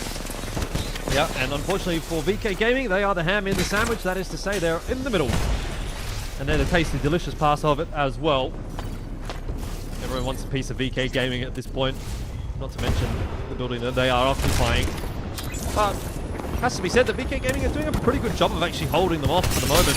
I mean, I think part of that is because WMFireBird have just basically not shown up. They're just chilling. Now, though, is the time that they pull the trigger. That's a bit of a cast of curse. If nothing else, KAKKOII, they do lose one member. KAKKOII and KAKKOII trying to survive. Shark down for WMFireBird as well. It's a bit of an exchange, really, and I think neither team actually walking away with a big advantage there. Both teams get the reses off, and yeah, I mean, this building has 3 separate compartments, and right now it's hosting 1 team each, and it's a real push and pull battle, as you can see. As soon as anyone makes their way further, it's really hard to stay alive at that point, and it's a bit of a stalemate. And WMFireBird say, look, we've had enough of this. You guys can take the building. We're going to go even further into zone, and they're going to be running around some other teams that are still holding Devastating Coast. It's interesting that Devastating Coast is home to so many teams during this whole game. I mean, T4 have stayed there the entire time, hoping for a pull their way. It's definitely not going to be, because IBG are trying to take them down. Yeah, another player flash as well. IBG, no doubt about it. They're going to try to push this one. They know they've got a massive advantage, and there's just nowhere for Unix to go. That's the easiest pre-fire of your life for Asia. They've kept Ziki up on the high ground to provide the overwatch, the covering fire, and that has worked out to perfection. IBG, if nothing else, I really love the way that they decide who and when they're going to fight. Very decisive. I think that comes with confidence, and we know this is a team that's been at the top of the region for a long time. That's where they get that confidence from. And yeah, you see it play out in that fight, as now they turn their sights to their next target, which could be WMFireBird, or maybe they try and get, take a piece out of this fight between Final Start and Full Engage. Yeah, I mean, it's still going, isn't it? Still real. It's the exact opposite end of the spectrum to that fight that IBG just won. The IBG fight, like, so decisive. You get some good damage down. It's like, we're going. We're finishing these guys off. But KAKKOII have really just been chilling this whole time, while Final Start have been peppering away at them, and neither team really super decisively trying to end the fight.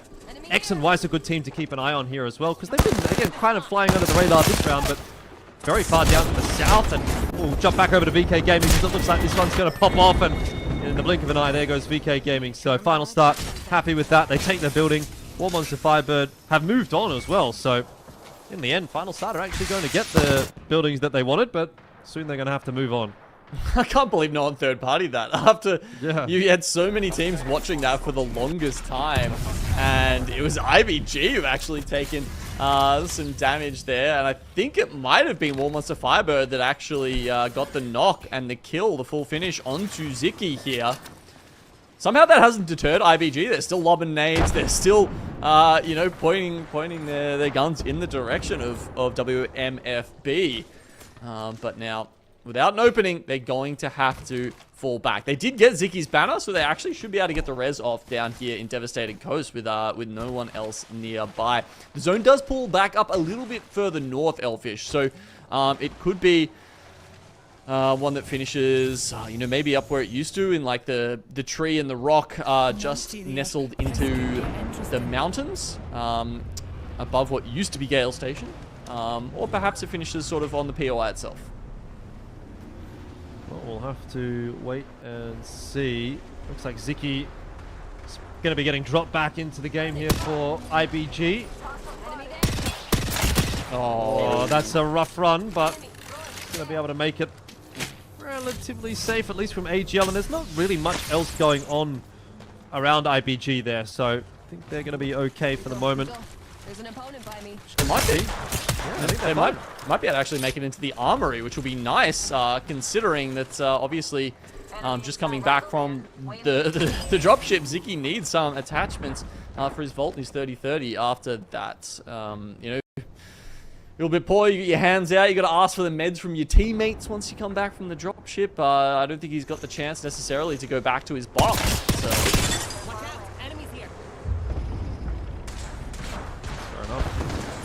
AGL not willing to give up their high ground for the moment. They don't have to just yet.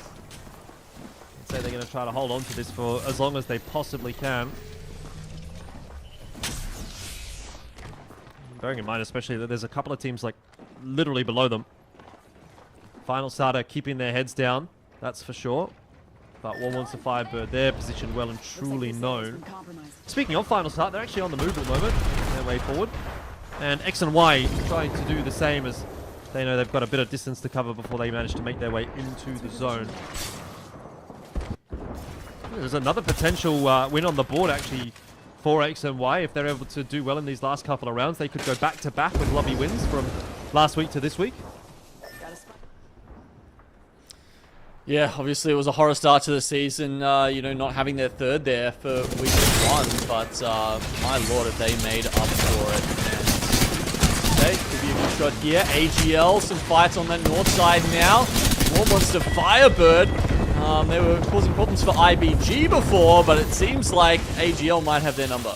Yeah, you might see though a little third party coming through here. Zicky's been given time to get a little bit more loot off of one of the death boxes around there. Asia pushing his way forward. And we'll look to try to put some of that pressure back onto AGL, but not actually committing to the fight so much. Oh, and I don't know if either of these teams are actually aware that there's a duo of Final Start like just hanging around. I think IBG drew, they were pinging that position out not too long ago, so I think they're aware of this, but it's like, you know, do they want to stick around as the zone closes to risk themselves for those couple of KP? They've still got to find their spot in this next zone, and they're running into a spot that's honestly pretty open. Like, they're just going to have to try and find a rock or something around here to play about, especially when they've got AGL on their backs and they strike first. Yeah, but I think Final Start is really going to play spoiler right here. AGL, they've got the high ground, that's for sure, but they are just not aware at all of Final Start, who are climbing the rocks right behind them, and obviously they've got IBG to worry about as well. In fact, Final Start now are just having to push their way forward, and they've lost W. It's actually going to be Final Start that do go down there. AGL somehow get out of that one. IBG obviously pushed their way forward and held on to a more favorable position further forward in the zone, and so AGL don't last too much longer beyond that fact. But man, what a mess that northern side has become. We're touching on DreamFire here, who have found their little pocket of safety on the stairs. Yeah, the question is, does one of those many death boxes that they have access to have a mobile respawn beacon in it? Because Roy has gone down and they need him back desperately, because if they do, they're in a fantastic position to win this game. A lot of other teams now moving in. Obviously, Boogie Borders have been able to play the main portion of Echo HQ. It's a fantastic spot. You can hold on to it for a long time.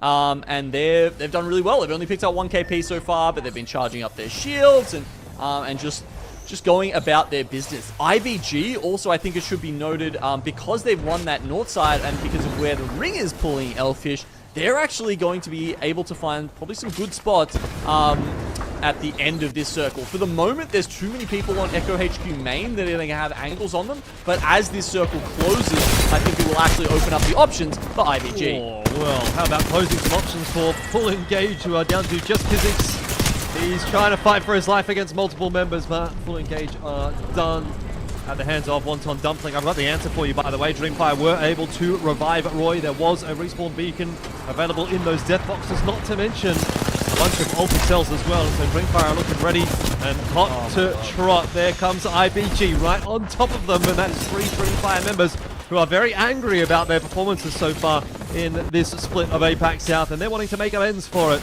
They're doing just that today. It's been a pretty solid day from DreamFire thus far, although this round might be coming to an end. Ems have been shot in the back from behind. Pete and Roy trying to fight hard for survival, and Roy, the man that was brought back from the brink, is not going to be enough for DreamFire to survive here in this round. Yeah, I'm not going to lie. DreamFire definitely should have won that fight. The fact that they've gone down there is really on them.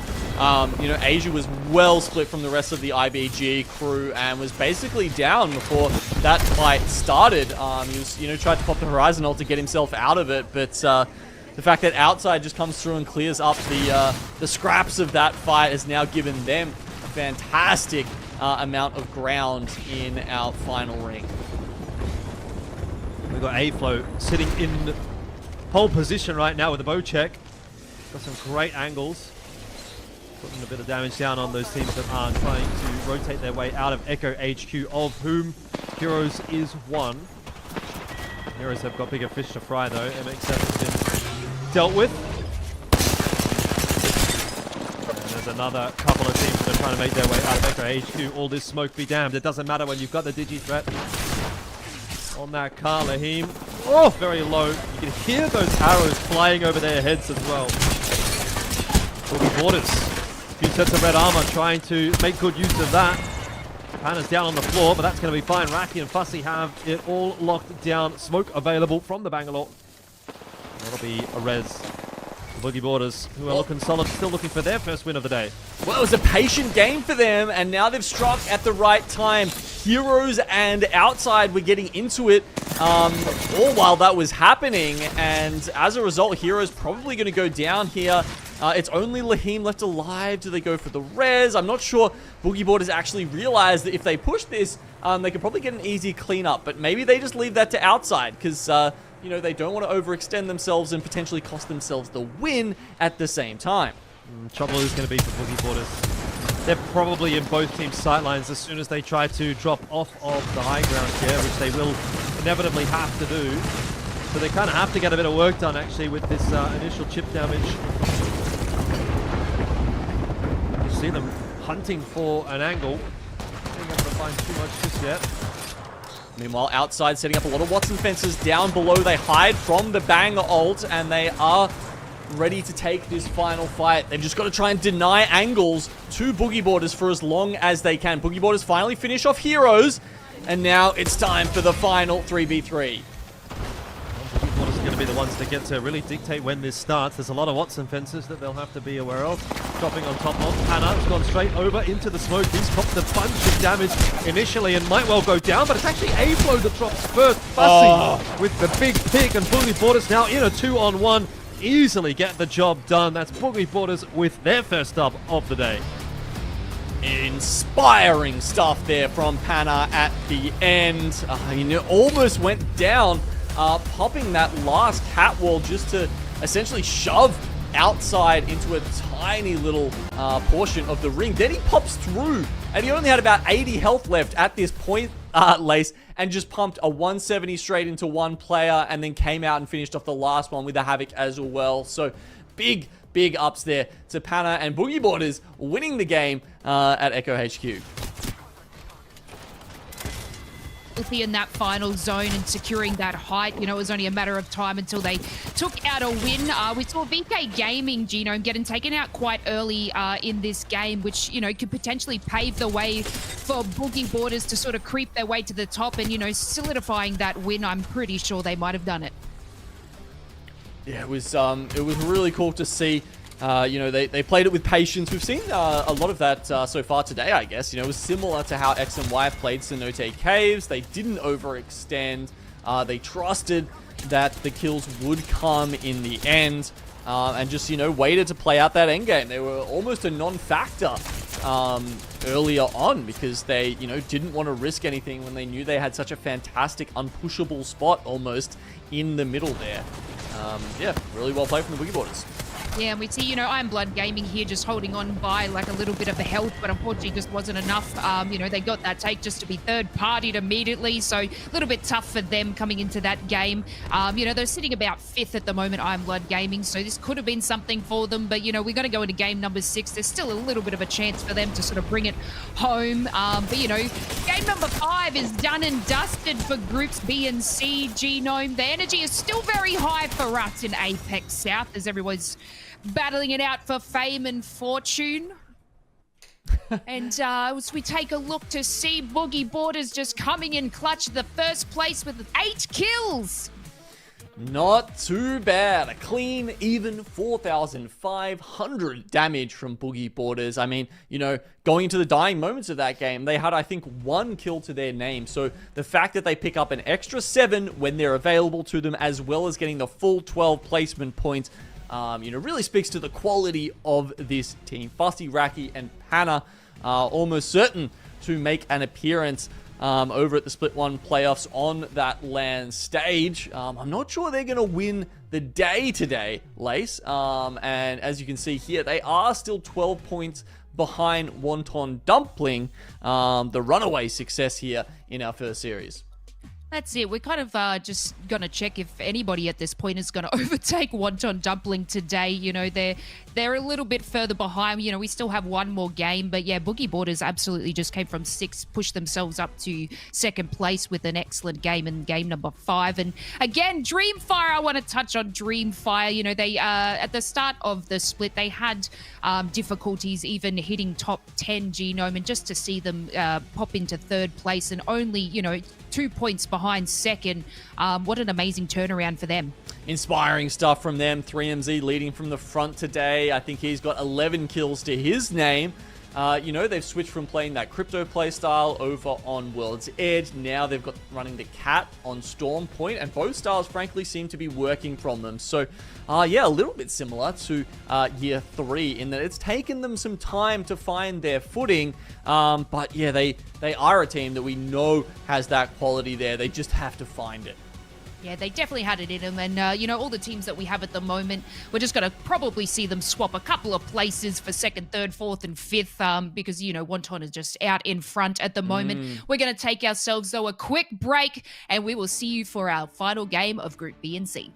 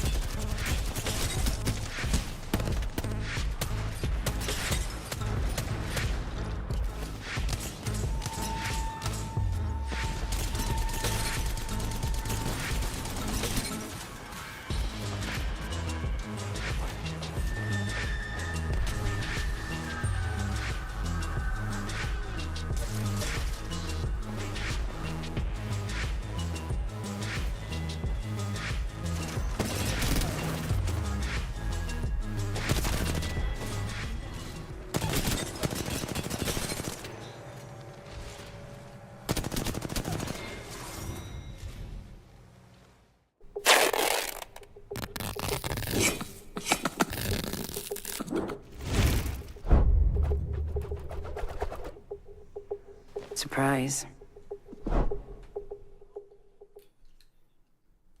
And welcome back, everyone. You just rode the wave to where the Boogie Boarders took out the win in game number 5, pushing them to second place in our overall standings. But, you know, the leaders of the pack are still the savage, spice-filled team, Wonton, Dumpling. Week 4 could be make or break, Genome, for a lot of our teams competing, so the stakes are higher than ever.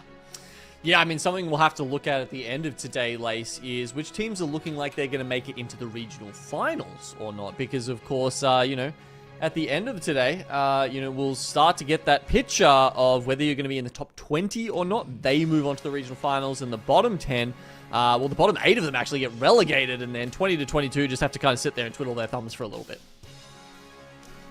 Yeah, exactly right. But, you know, we love to see the passion in this region.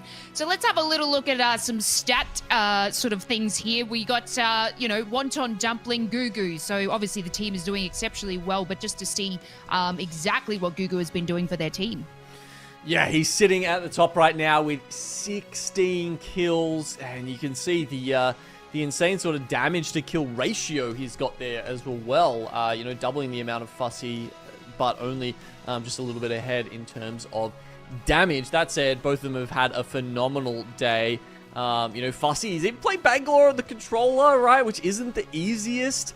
Fussy does seem to be, interestingly, a player who could do a lot of things that you don't usually expect of your controller player. That, you know, the responsibilities that don't necessarily go to a controller player. Like he's, you know, has that sort of mid-range capability that you don't get quite as often. And in this case, playing Bangalore as well, a hero that we've seen be very, very efficient when you're playing on the M&K. The ability to just kind of smoke at a moment's notice is a lot easier on M&K, right? Like lining up those smokes on controller can just, honestly, it's a little bit tough, and you see some players struggle with it, but obviously Boogie Boarders not struggling today. That's it. We had a little bit of fun playing a tournament, and I know Fussy was in the game as well. And just, you know, when we were dead, not from any fault of our own, we got to watch Fussy sort of play and see, you know, exactly the kind of mechanics that, you know, Fussy does have on controller. And it you know, almost looks so like floating, just an exceptional player. Doesn't matter the input, just still an amazing mover, especially on Bangalore. And I guess, you know, that's one of the movement characters. So, of course, you can only see that that is correct. But, you know, as you were talking before, we it's a little bit make or break, and we are going to have a look to see who moves on to like the regional finals. Are there any teams that you feel need to really pull it together in this last match? Oh, I mean, I guess looking at the scoreboard so far, you can see there's quite a tight bunch there, right? From about, you know, 2 to down to 8th where Heroes is. That could shuffle around so easily. If you're below that, if you're WMFireBird or below, honestly, it's going to be a tough ask from here, Lace. So I think teams like Heroes, they could get much, much closer to securing land spot for them if they move up from 8th spot. VK Gaming outside, those teams are like, you know, we really need a massive pop-off here to even have a chance of calling for land. And then you've got your other teams like IBG and XMY, who should probably make it, and another good result here will go a long way to securing them in one of those top 8 spots. Yeah, we saw like VK Gaming absolutely pop off at the start of the couple of matches, and just to see them sort of itch closer down to the, you know, the 7th, 8th spot, really hope that they get it together in this final match, because yeah, that could be a little bit scary for them.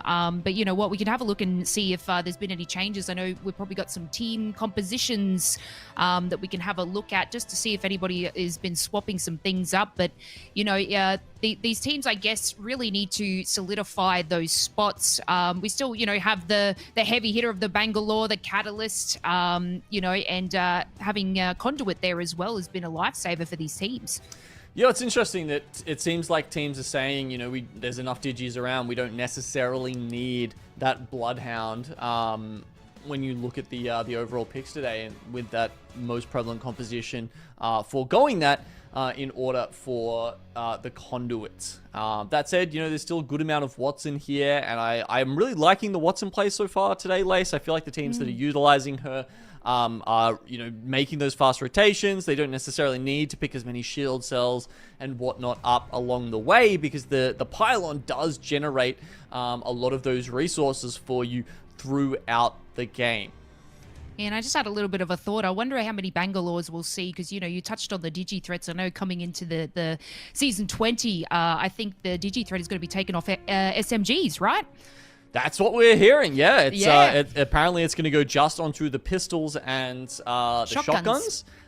Which is, I mean, you know, I'm totally here for an RE45 hammer points meta. That'd be pretty fun. I mean, we've seen so much wingman this season, obviously with it being in the care package and it just being an incredibly powerful weapon, 95 damage headshots. You know, just makes it very, very powerful when you can four-shot a purple body armor, obviously very powerful. If it does go back onto ground loot for next season, Lace, and as a pistol, it can pick up that digi threat. It might just mean that, you know, we still see as many Bangalores and, you know, just everyone's running wingman. It's honestly, it's really hard to say at this point, but I think that is one of the options. I personally am just hoping that the buffs are enough to, you know, potentially bring some Gibby back in and see a little bit more shotgun action, because I think the shotguns have been lacking for a little while now in terms of their overall place in the weapon meta. Yeah, you're exactly right. You know, I remember running around with a wingman and a shotgun, and that's all you needed fighting out of Thunderdome into Skulltown. So I feel like we could potentially bring back some of the wonderful meta that we know and love here at Apex Legends. You know, obviously all the characters will have different abilities and stuff. We're not going to touch too much into it, but you know, it's, you know, these teams are going to be using these character picks now, but we could see an entire meta change and swap up. So it could be anybody's, you know, anybody's game from then on, having to come into a week 5 with a completely different, you know, mindset. I mean, if there's one legend that you hope comes back, I've definitely got one in mind. Who would it be for you, Lace? Look, I'm a gross Octane main, so I don't know if whatever I say counts, but look, I know Octane might be having a double jump pad thing. We were talking the other day about the Octane Rev meta. Now, I was never an Octane main where I liked a Rev on my team. I felt quite embarrassed when that happened. Okay. But, you know, I love him so much. So I do hope we see that. But, you know, in real honesty, I do hope we see more Pathfinders. I want the Pathfinder supremacy to come back, where we had Gibraltar and Pathfinder and zip lines everywhere. Yeah, look, wow, there you go. You took the words right out of my mouth, because that's the one character I'm hoping to see come back. And I think a big reason for that is because the potential he's got without being able to scan beacons, as well as the survey beacons. So, you know, potentially being able to play depending on what your path is to the ring and which, you know, of those beacons happen to be on your way. Exactly right. And guys, this has come to the end of these groups. We are going to head into game number 6. It could be anybody's games. Let's take a look.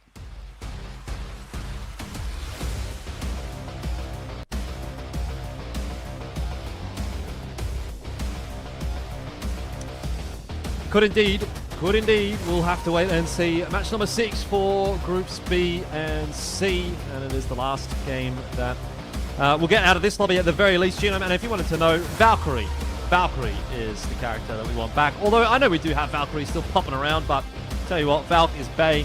Let's get 20 Valks back in the lobby. That's what I reckon. You just love seeing those YOLO skyward dives to their death, do you?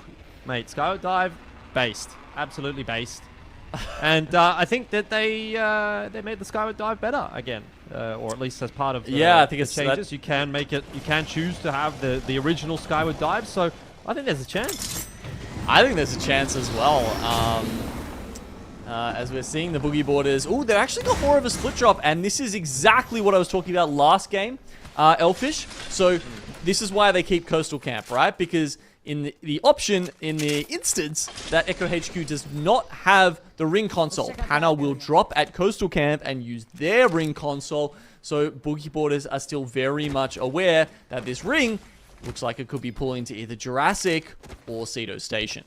Yeah, it's a good shout, definitely. I mean, it's also, you know, a little bit of extra loot available for Boogie boarders as well when you're kind of split between 2 POIs instead of all 3 in one, essentially. The thing is, you do have to be a little bit careful when you do that, you know, maybe someone else hasn't just decided for some reason to drop there, or drop quite close and sees you dropping solo, but I suspect Boogie Boarders is a team that's good enough to be quite on top of these kinds of things, and as they're flying through the air, as they're dropping and looking to land, they're going to be pretty cognizant of the fact that if there's anyone nearby, then, you know, they need to be a little bit careful. But obviously, as we can see here on the minimap, not a whole lot going on down on that southern side of the coastline. Yeah. So they'll be pretty chill. And that Trident's going to pick up banner. I'm a little interested by the fact that MXF have gone on to Godrock looking for DreamFire at Mill, and DreamFire are just, they're already out of there. I mean, they took the Trident, now they're hitting an evac all the way into the back pyramid in Cedo Station. You can see MDY-WHITE already set up in a pyramid on the other side of this. But MXF, I mean, they had actually fantastic priority into this zone.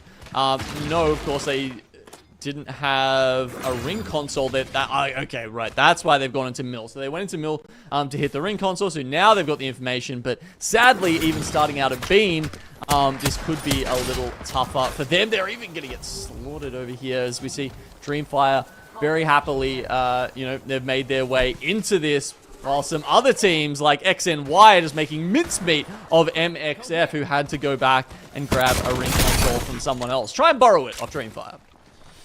Yeah, X and Y, I mean, they dropped their foot off the pace a little bit with that last game. They got knocked out somewhere around the 10th or, you know, 10th to sort of 6th position. They got a couple of points on the board, I dare say, but not too many. And they were sitting in second toward the mid stages of the last game. Now they're into 4th, which is still not a bad overall placement, but they've got the chance to jump that up a little bit more and getting some early points on the board there. You can see XD able to finish off Artorias as well. So a little bit of a better start here for X and Y. But MXF do still have one member alive, and it is the Crypto, so he'll be able to do a pretty quick job of being able to pick up some of those death boxes. Oh my god, just like Boogie Boarders just picked up a Digi and a Kraber off a care package that got delivered straight to them in a position which, again, Boogie Boarders very good at playing these positions that, you know, that bridge the gap, right? Give them options depending on whether it pulls Ceto or pulls Jurassic. Boogie Boarders still going to be fine. MDY-WHITE on the other hand, maybe not. One down, couple more to go. Hasn't really popped off all that hard, but if anyone really recognizes that MDY are down a member in that pyramid, then that's going to be a premium point of contention. So just trying to find that safe spot there to pop the Moby down and get their third team member, Augustine, back up.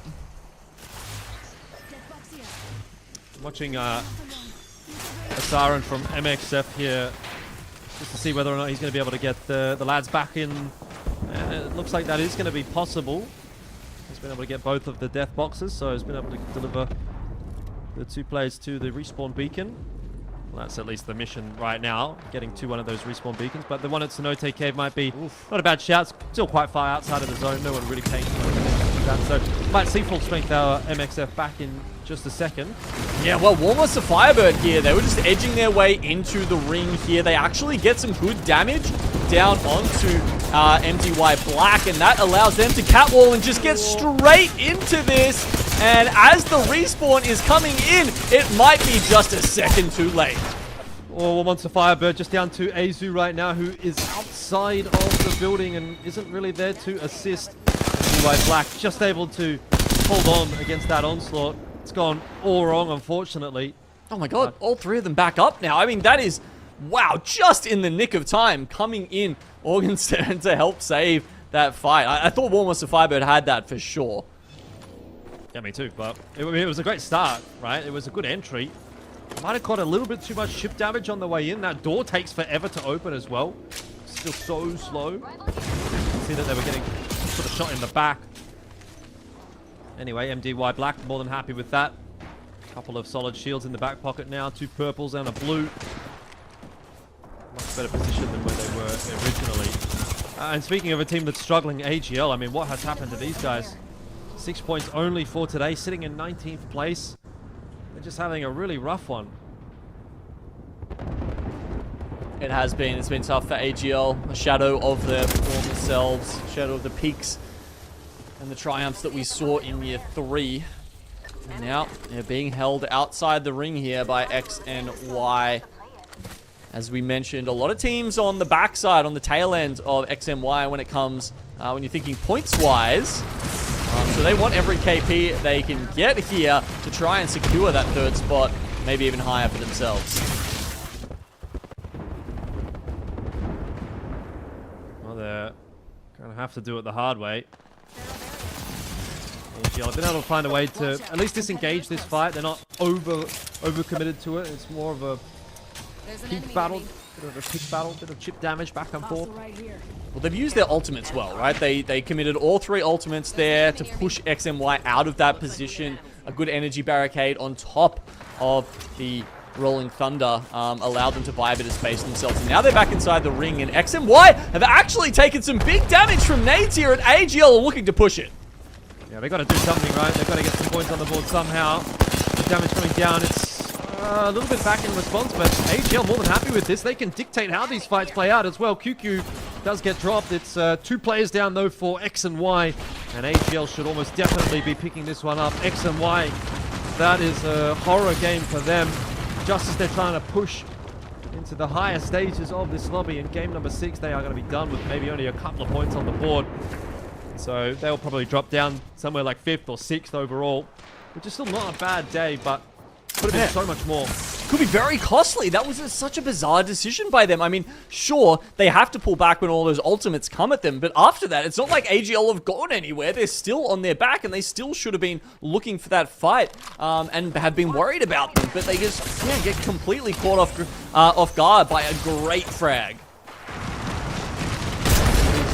Important points for AGL, but it doesn't seem like it's going to get them out of hot water. Jack is going to armor swap, but it's only to the white armor, and on the other side of this engagement is IBG, who will be one of the scariest teams to go up against in these kinds of circumstances. Car at that range not going to be too successful. Texas actually down early, and this might be the return of AGL until Asia is able to strike 2-on-2 for the moment. But Asia down the back of one more member. It's not going to work out too well. AGL, they're coming back with a vengeance. It's just Sticky left alive now for IBG, and running out of bullets in that vault, needs to get the reload off, and is able to do so. AGL are down. IBG survived, but that was a very near thing. Ziki literally Goomba stomped XX during that fight, by the way. Was on top of his head, and they just do it quickly enough that they can get the respawn down here. That's very important. I also love the heads-up play from Ziki there. He was hiding behind the knockdown shield, realized that AGL was going for the armor swap, and popped off to get that through just before it happened. A bit of a mess all over the place, isn't it? Wonton Dumpling, also one of those teams that live by the sword, die by the sword, and maybe they're going to be dying by the sword right here. That unbridled aggression toward the edge of the zone. They're having to take another fight right here, and down a member already, pretty low. Pete God doesn't have much HP to play with, but luckily full shields and MXF have been dealt with. The third party not going to come through. There's nobody there to actually punish Wonton Dumpling, so they'll get away with it again. Of course, this is what they've been so good at all day. Being smart, taking those fights where they can't get third-partied, where they're, it really does just come down to team v team team fighting skill, of course, which Wonton Dumpling just has in spades. So, exactly, they come through once again. And as this zone closes, it's definitely heading up towards Cedo Station, but we'll get that confirmation in just a few seconds of where this is heading. SWQ. Oh, they might have run into the blender right there. Yuling, Donut looking very, very low. Crazy Kong almost out of shields as well. The Conduit working on overtime, but not enough to keep them up. Crazy Kong, the last one, surviving here. Arcstars getting tossed on in. Thermite nades as well. The artillery barrage is not quite connecting. Crazy Kong down below half HP. Surely not long for this world. Just going to desperately try to get a couple of kill points on the back end there before eventually falling. And that, of course, as we can see, is what happens. SWQ eliminated. Now NoCredit looking to deal some damage of their own as a duo savior. And very cheeky indeed. Maybe living up to that name, getting in on top and behind. TNC that are a duo as well, but they are able to reset. Yeah, they're hiding inside now. Horizon Ultimate already used by NoCredit, and without that to help them out, they've got them locked in this room here, but they just need to look for some opening damage, locking them in now with the Wonton fences. You have to be very decisive as a duo, and NoCredit are looking to do that. They had to push this fight. They had to third party it. It's really their only option to try and get some KP when you've only got 2 members starting out in the lobby. And DNZ, they're playing it slowly though. They're just, well, I mean, at the moment they're hiding behind death boxes, using them as cover. Obviously the bullets don't go through them, so that's a little something. Oh, dodges the nade, but they're locked in. It's a tomb. There's only so much you can do, right? Like there's an alternator pylon, so you can't use nades. There's Wonton fences that you're going to have to go through. I mean, I just don't see how you get out of this one as DNZ. Now the zone pushing at their back as well. Surely they're just dead. Surely they're just absolutely cooked. Walking away with the reticle on the door. What are they going to have to do? Just, I don't know, pop medkits as this zone starts pushing in. But obviously it's round 3. It kind of hurts Elfish. Kind of hurts indeed. NoCredit though. They might have stuck around a little bit too long for their own right. And they are being punished for that as well. Savior, he's still inside of the building. He knows what's awaiting him as soon as he exits. But, I mean, look at DNZ. They're just cooked. Medkits, yeah, sure. But just not getting out. not getting out at all. NoCredit eliminated. Oh, but there's a last laugh. There's a last laugh as NoCredit goes down and DNZ stay alive longer to at least grab the 1 placement point. So I suppose that's the benefit of the death boxes there. You know, that's like when you get put in, like, what are they, like those Viking burials or Egyptian burials where they, like, bury you with a bunch of, you know, useful things for the next life. Well, they've actually just kind of pillaged the tomb and taken all the useful things for themselves. Oh man, and all right, well, who's next to embalm Joker? Because he's not long left for this world. He's actually just gonna make it in. I believe he has no health meds, by the way. But anyway, down the bottom here, we've got Wonton Dumpling taking on Heroes, and it's a 1v1 actually between Kissant. Yeah, well, it's not gonna last very long. That'll be the end of Heroes. And Wonton Dumpling, hey, they get it done one more time, and again, there's no one on that side of the map that's going to third party them. So even though it looks pretty tight, even though it looks pretty close, they get a full reset off. And they're more than happy with this progression so far. They're getting lots of kills this game. Yep. And they're certainly kind of carving their path again through this lobby. Yeah, I'm so glad we got to see the map there as well, because that just illustrates exactly what we've been talking about this whole set, Elfish. You know, because you're always worried, right? There's always that thing in the back of your head in Apex, where you're just waiting and wondering if there's going to be a third party. But as you can see, Wonton Dumpling are the heroes at you know, just clearing out space for themselves and making sure that that's not the case. That said, it's you know, at some point you do have to eventually make it into the circle, and sure, 6 KP is nice to start for now, but the next part of this game is going to be very tough for the Chinese lads. Yeah, Kill Devil, KD. Rougher start to the day, but look, they have started to come good actually on Storm Point. They've definitely had a much better time on the last 3 rounds rather than the first 3 rounds. Which is certainly a positive trait. They're going to go for a redeploy of their own. Let's see where they're going to end up landing here. There's not a whole lot of uncontested ground. Final start, straight into the thick of things here as well. It's just an all-out brawl, and oh, you're never getting away from that one. WMFireBird, WMFireBird getting just crushed.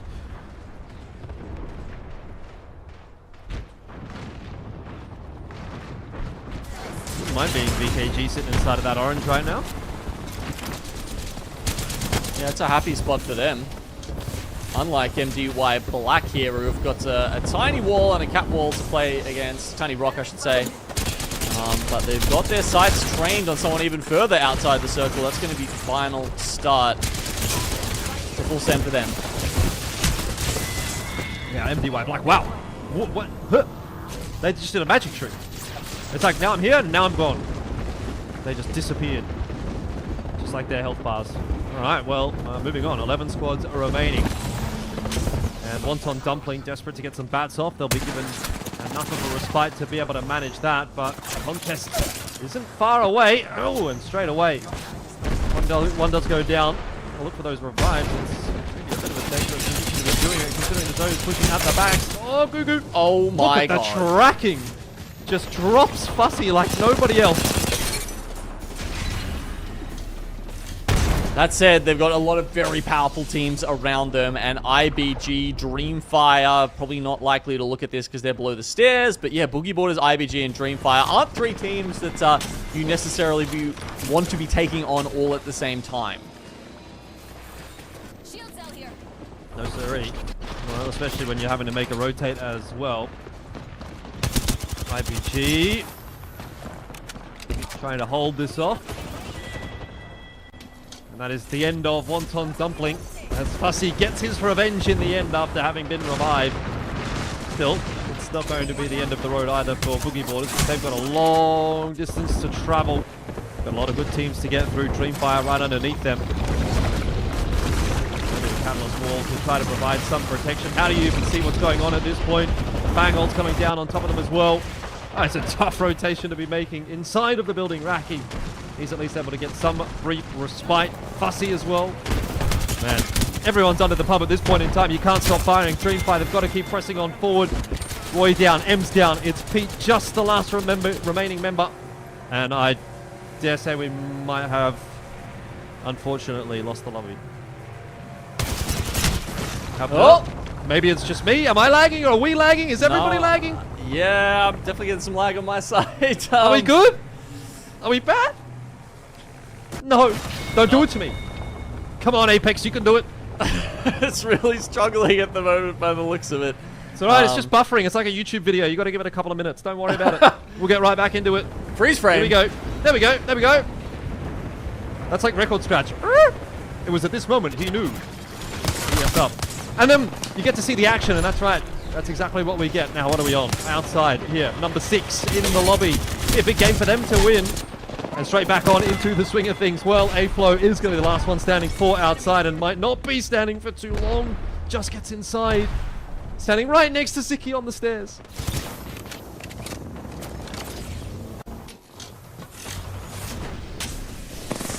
Kill Devil, they're trying to push T4, who are over here at the gravity cannon. It's an important spot to hold in this final circle, and it's going right down to the wire. Kill Devil just pull it out. Once again, need to start looking for a Moby. Ziki alone by himself, hoping to remain completely stationary and not be seen. But he's got people like MDY-WHITE, and also Final Start pinging him out as well. Kill Devil, I mean, they could go from 0 to hero, actually, if they're able to win this last game. Oh, Ziki's been spotted. IBG eliminated. MDY-WHITE, Final Start, and Kill Devil looking for the dub. All three of these teams haven't had a great day. I think they've checked all the boxes, and I don't think there is a Moby available. They're just pulling out as many armors as they can to try and just shuffle those armors around and try and pretend they've got enough effective health as a full 3-man. But they're going to have to take on the likes of MDY-WHITE and Final Start at this point. So, MDY-WHITE sitting 9th spot at 35.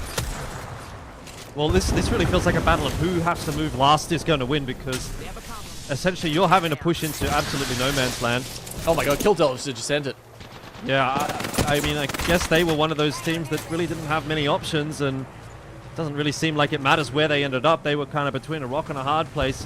Duohan, you can see, trying to hide behind the rock, but there was, you see, as soon as they have to move away from the grab cannon, they were just out in no man's land, so they kind of had to go.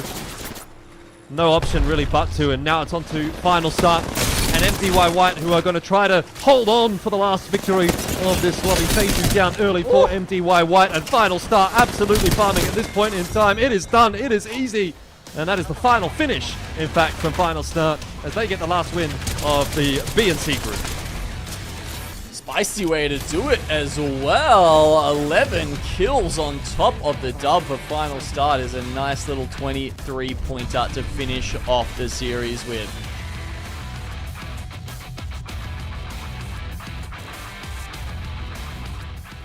And there you have it, the final game completed for groups B versus C. Here at APAC-South Pro League, you know, our top team's still staying strong in front of the rest. Absolutely no chill from our players today. That final zone being taken out into the water, though. You know, you saw MDY-WHITE holding strong there. I wonder if it'll be enough for them to creep up from 10th place. Yeah, I mean, I guess we'll have to wait and see at this point. Absolutely crazy game, though. That was manic, really, from start to finish. And then we had, you know, the little, I guess the little pause, the little break in the mid-game there as well. It was like, what is going on, man? Everything, the game was just too hot, you know? IBG, this fight was pretty nuts from them as well. Ziki, big clutch. Actually managed to survive a little bit later into the game as well for IBG. So I think they picked up some pretty crucial points on the back end there as well. Yeah, exactly right. You know, we saw here as well, was it NoCredit sort of going toe-to-toe, just playing in this zone. You know, I think they took a little bit too long sitting in there and unfortunately didn't get the placement that they wanted, which is a little bit unfortunate, but, you know, great for us to watch here. And isn't that just juicy? The slowdown. Oh, that was so fun to watch from Gugu there. I mean, that felt like the archetypal NoCredit game to me, though, honestly. Like, I mean, taking apart the fact that they only had the 2 people going into that game, I believe.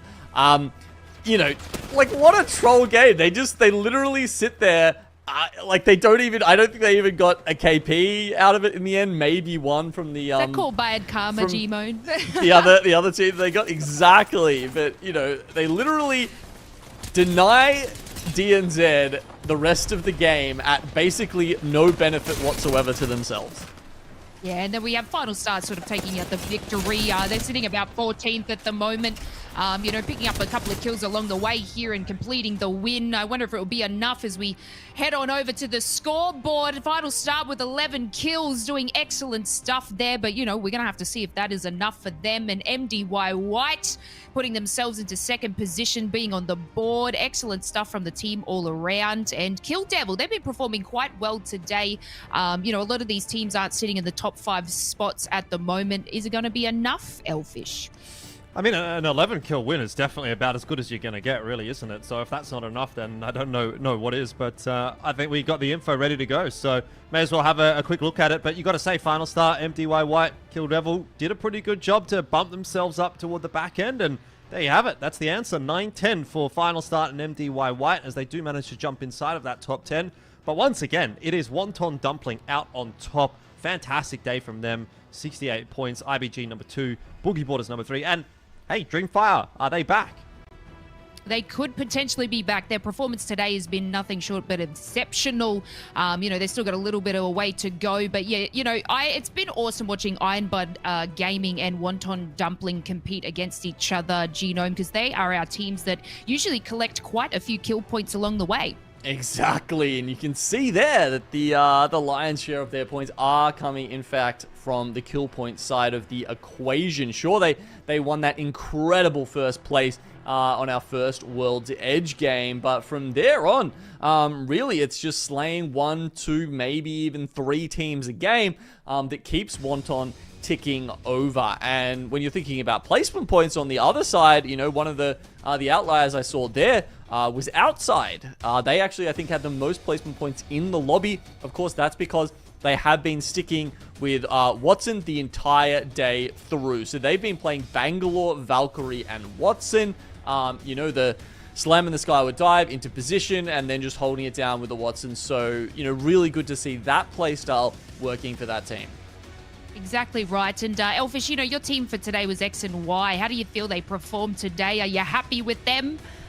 I wasn't too disappointed, actually. I thought they did a pretty good job, though. The last couple of games really felt like maybe they let their foot off the gas a little too early. I think last game they got, what, maybe 2 points, and then they got donged out. And then, obviously, the game prior to that as well, they had a bit of an unfortunate circle pull that pulled away from them, and they were pretty cooked there. So it could have been a big day from them. It wasn't a bad day by any stretch of the imagination, but it certainly wasn't the back-to-back dubs that I was, you know, super keen on selling that storyline. But hey, I tell you what, it was a serviceable enough day to keep them pretty up in that discussion. So overall, yeah, can't complain. Pretty happy. Yeah, that's excellent stuff from all these teams today. So let's have a look at our tournament scoreboard here. It's, you know, it's exactly what we want to see. And we're going to have a look here. Overall, you know, this is only the first group. We still have another 6 matches to go. You know, we've seen Wonton Dumpling doing amazing stuff right here. But don't forget about Legends Gaming, Genome. They are still in the top for our overall scoreboard. Yeah, and this is important to note because at this point, Lace, we are halfway, so not halfway through, we've just finished the second round robin. So with this scoreboard, everyone has played the same amount of games, and that means it's a fair comparison now. We can see how everyone's shaping up with one set of games left to go for everybody, and Legends Gaming, yeah, sitting on top pretty. Wonton, Dumpling, I actually thought, looking at how they were going at the start of today, that they might leapfrog Legends Gaming and come out on top, but I guess they were too many points behind. Yeah, we're not going to see them in the next round. We're going to see Legends Gaming come in, but yeah, very close for them to take over Legends Gaming. But, A versus B will come around and Legends Gaming has another chance to sort of push themselves even further into the top. But you know what? We're going to bring back Boogie Boarders. They'll be competing in the next 6 matches as well, so hopefully they can keep their passion alive. And I do know that DreamFire as well will be playing next to Elfish. So, they had a rocky start in the first couple of weeks. They seem to be doing amazing today. I'm hoping that they can keep this passion going into another 6 matches. Yeah, me too. I mean, I think they're definitely fan favorites, so I'd be looking forward to seeing them have a good day. They had a good day already so far, so as you say, hopefully they can kind of keep that momentum rolling, and I think they're definitely one of those teams that is good enough to be able to make that happen. It wouldn't surprise me at some point to see DreamFire kind of hit that critical mass. We have been used to seeing them doing that. Sometimes they go missing, sometimes they go absolutely massive, so yeah, I definitely think there's still more in the tank for this DreamFire roster. Exactly right. Well, hopefully they have themselves a little bit of a break so the fatigue doesn't hit them. So that has been our first groups. We're going to take a short break and then we'll see you back for A versus B. Your undisputed champions of APAC-South in the ALGS. Such a good spot here. Provides any much coverage for Popcorn. Gravity kicks down and out already. Bristol strikes in. About to go down. 1v1, 1v1. Oh, what? Oh, Shady. He finds the target. Hey, that's going to be a punishing blow. Tree is covered. Fly high to Senpai. The wraparound is perfect.